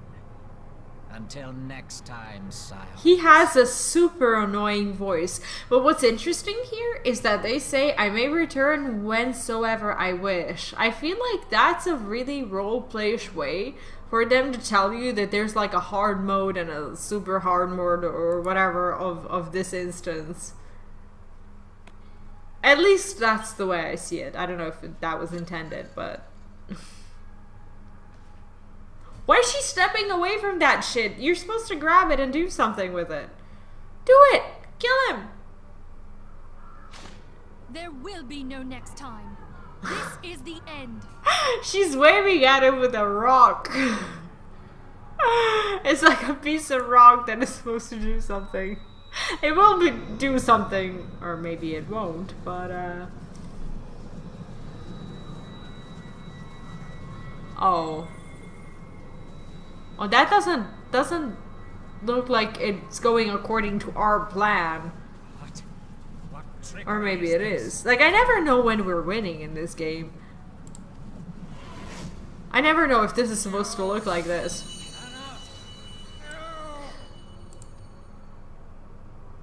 Okay, that was pretty badass. Okay, now we have his soul, and now we need to smash the crystal thing really quickly. Quickly, before he breaks free. Okay, so Tupsimati is our staff that we only just now learned from that guy that it can do this. And now I'm holding it like I know what I'm doing. Concentrate. Call to mind the time you struck down La Habrea with the Blade of Light.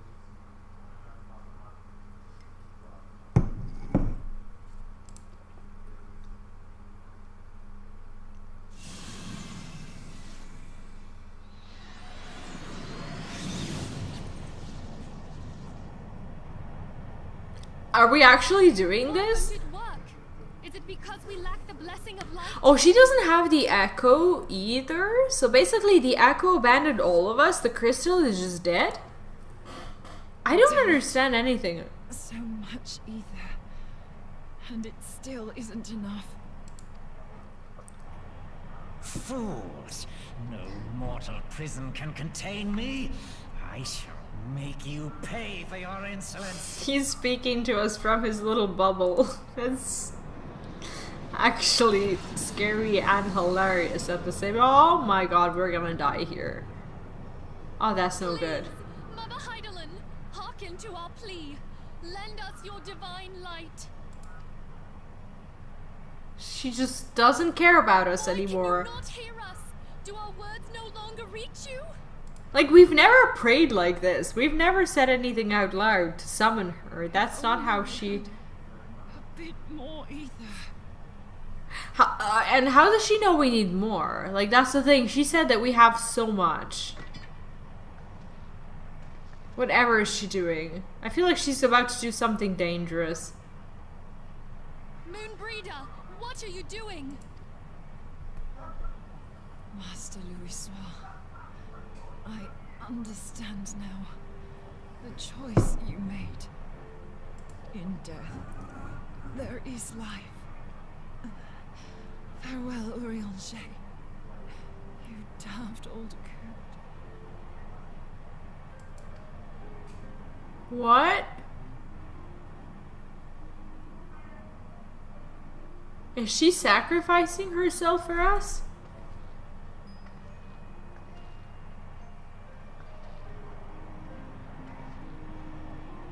No!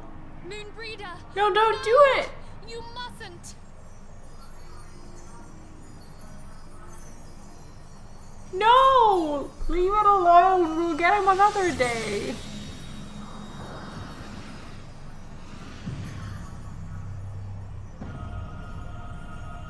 What? No! It cannot end! Like, I get that she has been studying ether for her whole life, but for her to actually have, like, ether in her, like, how does that even work? And was it really worth it to, like, give her life for, like, one Asian life and when there's so many of them? What?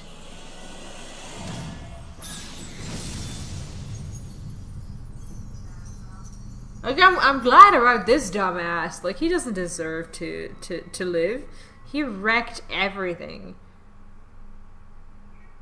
Moonbreeder. She's gone. Do we at least have a body? Or is she just like ether now?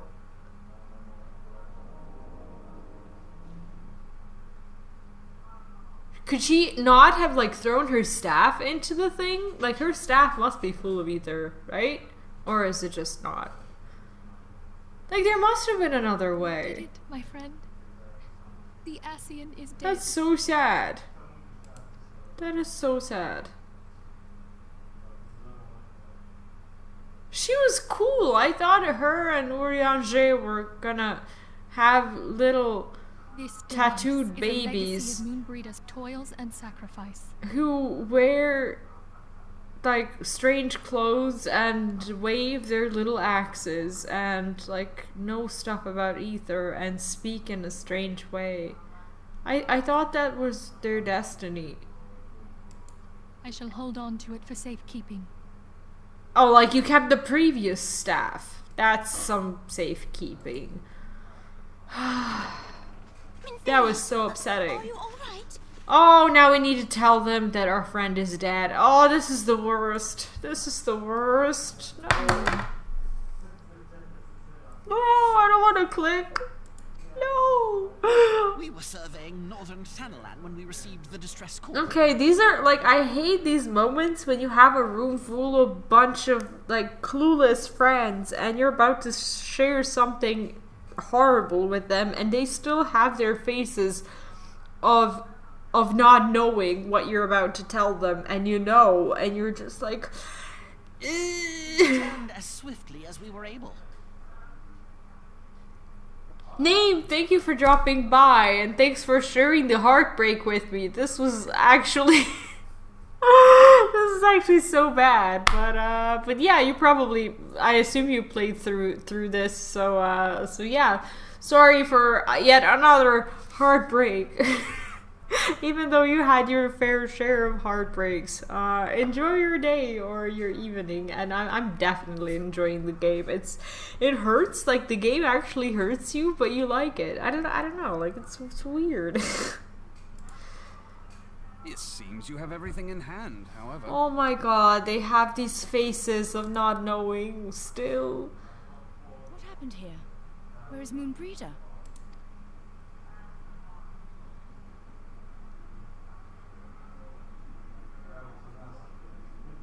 Oh, we're telling them. She gave her life to temper the blade of light. I have no words. This is so sad. And await the inevitable. She took her fate into her own hands. Does Ariange know? Ow, no. That's gonna hurt him so badly. Like, they should have had little nerd kids.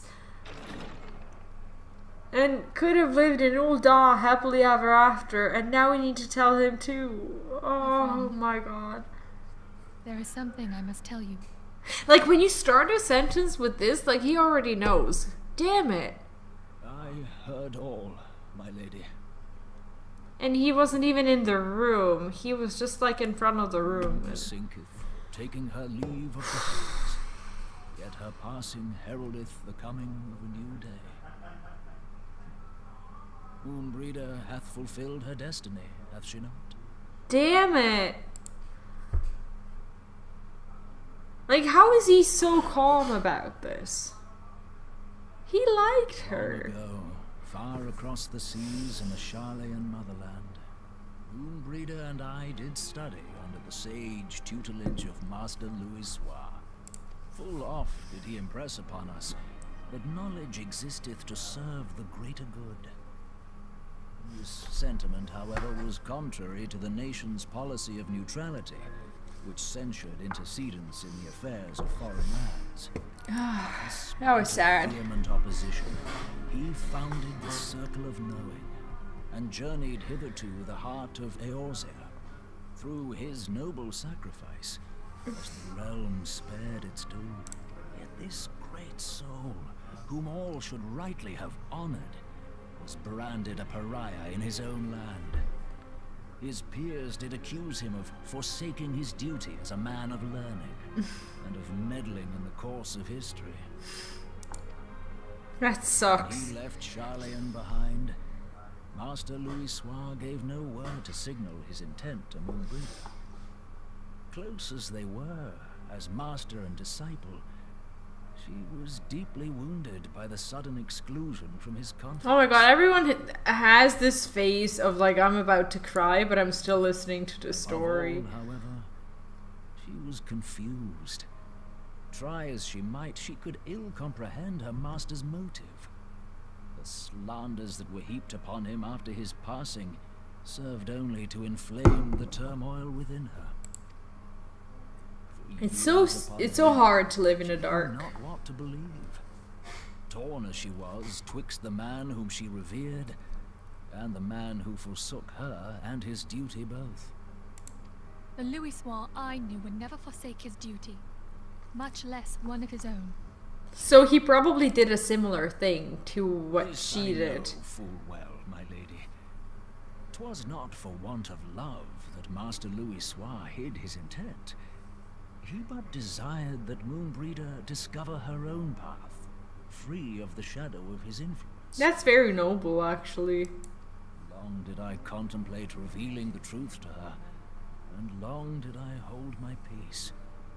After all, was it not Master Louis Soir's wish that she come to the truth unaided?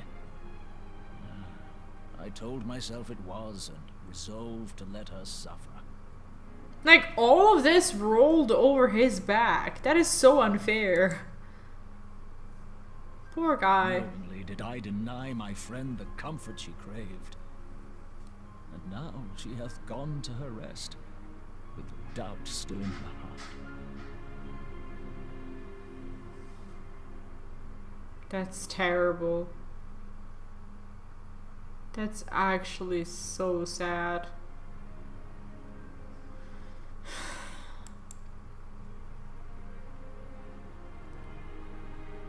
Speakest thou in earnest? Did Moonbreeder truly come to understand Master Louisoir's will before the end? Like, I'm glad that he got this conclusion and, like, just closure, at least with her, knowing that she kind of died in peace. The realization hath set her free. She may now find the peace which hath for so long eluded her. Yeah, she died. Like, Oh, doesn't get more peaceful than that. my dearest, how I shall miss thee. This is getting, like, sadder and sadder with each dialogue. Moonbreeder gave her life that we might possess the means to defeat the Ascians. And we have her staff Her and don't know how to sacrifice use must it. not be in vain. Let us continue her work on the Blade of Ether and see it to completion. I hope she's told us everything we need to I do. would mourn Moonbreeder in mine own way. I beg your permission to return to the Waking Sands.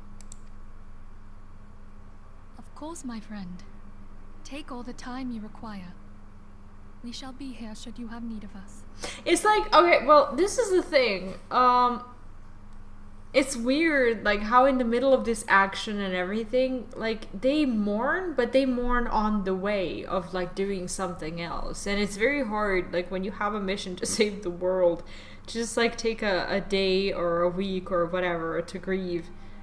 And he's legitimately saying, like, I'm gonna respect my own feelings and the relationship I had with her, and I'm gonna grieve. That is really something.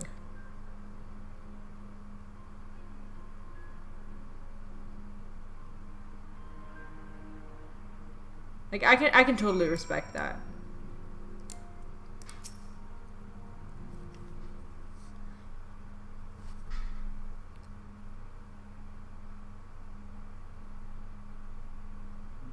Oh god, this is meant to make me more sad.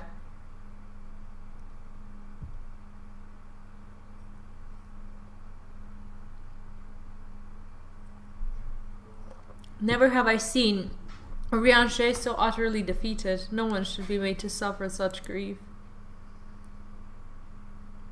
We shall gather in the Charlerand Manor to celebrate Moonbreeda's life and mourn her passing.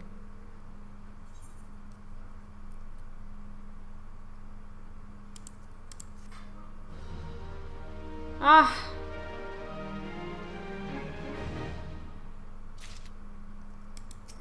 That was disgustingly sad. Memphilia wishes to gather the signs in honor of the fallen Moonbreeda. As Moonbreeda was a native of Charlayan, I feel it is only fitting that we gather before the mark of the scholar. Are you familiar with this stone? It is a monument found at Rather Frost, and it is sacred to Taliak, guardian deity of the city of learning. There shall we pray for our dear friend's soul and bid her a peaceful return to the light of the Mother Crystal.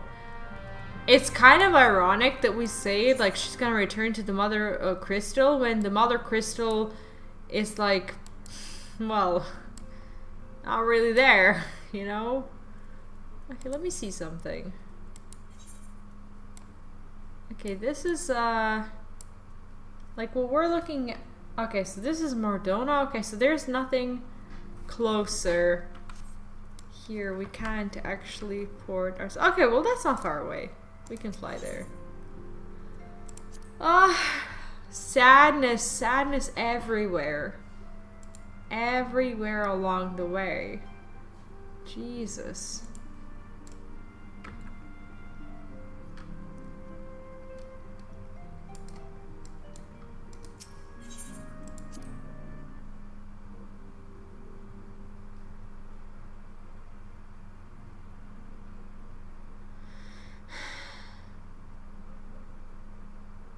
That was really sad.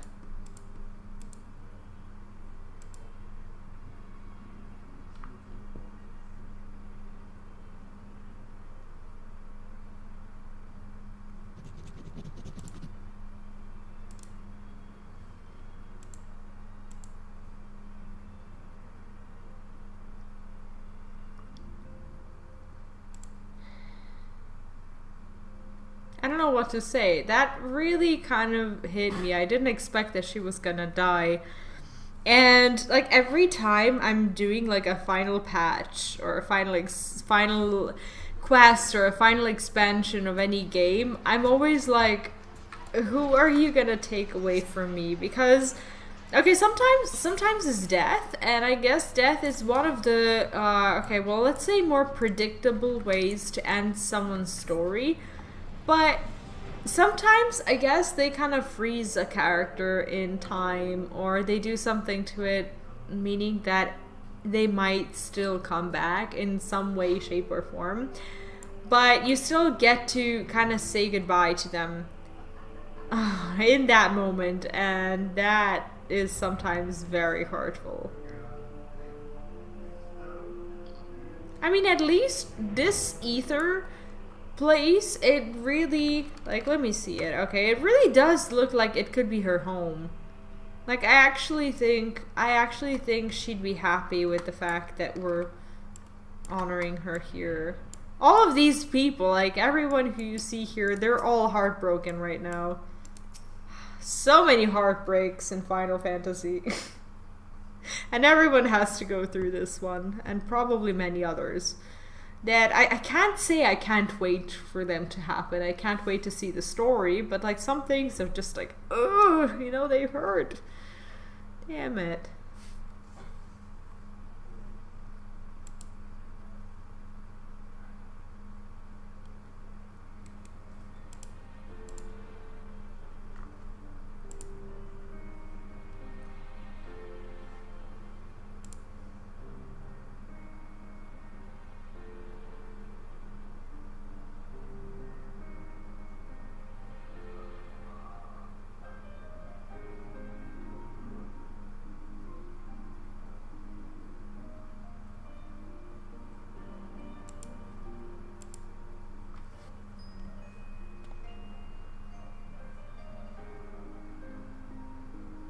So sad. Forgive me, Moonbreeder.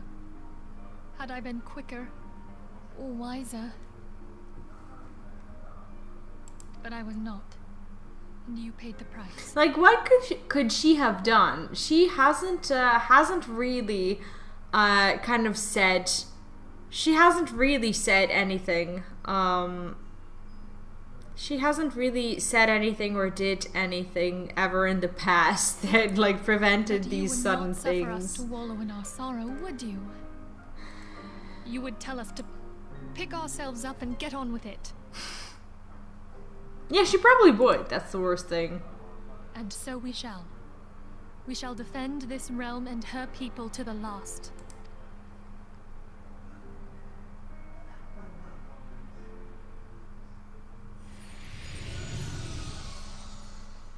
Oh, we get her. For death, a fair exchange. Okay, so now he's our Mother Crystal, it appears, because we have no other. Bargains will be struck.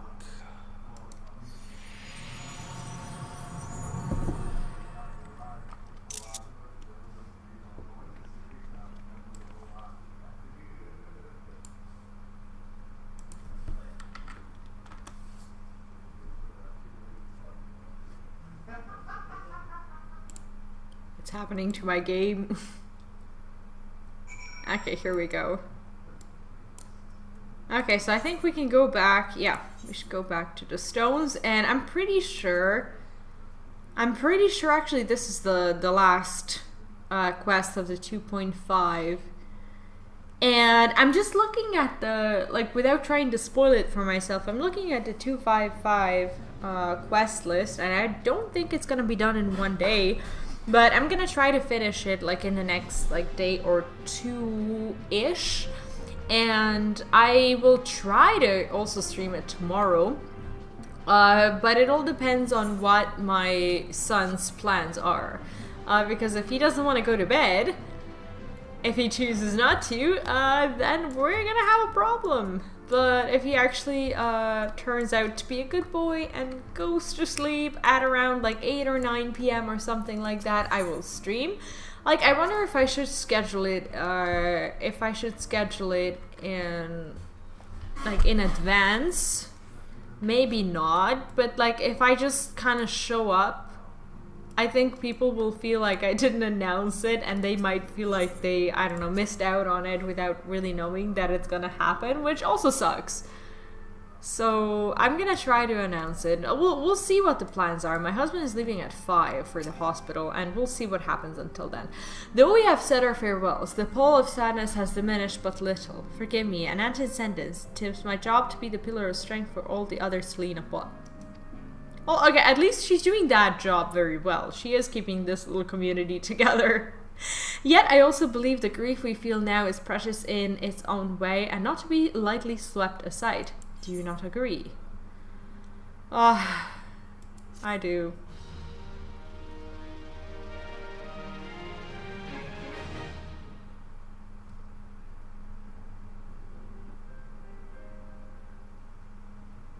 Like, she's legitimately heartbroken. 'Tis if a dagger has been thrust into my breast. Oh god. She's so sad. But 'tis a pain we must learn to bear if we are to forge ahead with our duty. The battles we have fought have taken the lives of so many. Louisois, Munbrida are fellows at the Walking Sands. Their spirit and dedication to our cause, however, will never be lost as long as we rise to fight once more.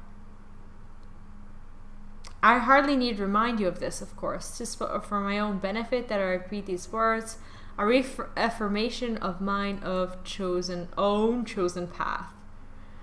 If we do not rebuild the foundation of my resolve, I am like to collapse in a fit of weeping. My apologies again. There's no other to whom I could display such weakness. Like, we haven't been friends for a very long time, yet she really trusts me. That's actually kind of nice to know. You are my pillar of strength, and I fear I shall have need of your steadfast presence in the days to come. Like, what if I get more heartbroken from these events than this lady? Like, how's she gonna rely upon my judgment for anything? This is so sad.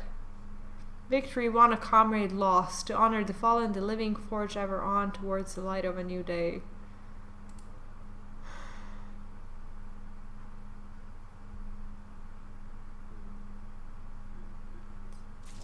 I'm just freaking lost for words. That was so sad.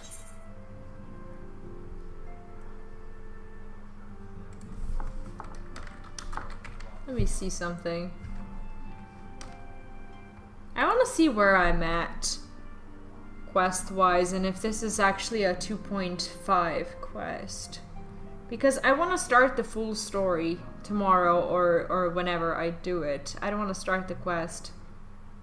Okay, so Mask of Grief is actually a 2.5, not a 2.5, it's a 2.55, so we're actually not going to start the story today, as this is going to be the story for either tomorrow or whenever I come back. I think I'll be back tomorrow, but I can't promise that, because of everything going on right now. Anyway, I think that's going to be the end of the stream for today. It's hard to say I had fun. Like, the base of it is that I had fun. It's an amazing story, but like the events that are currently going on in the community, that I spent the first 45 minutes of the stream talking about. So if you're interested in that, you can go ahead and check that out after this stream is over, which will be in a few minutes, or whatever. So yeah, I did talk about that a little bit. So I'm really sad about these events, and also the story is like a huge heartbreak, but I'm enjoying the game so much. I'm so happy to be here, and I am so fortunate to have you guys as parts of my community. You've been an enormous support in the past few days and weeks and months, and I couldn't be happier for that. So yeah, I will be hopefully seeing you tomorrow, but until then, have a great day, and yeah, I will post everything in the community tab in case you are around to see it.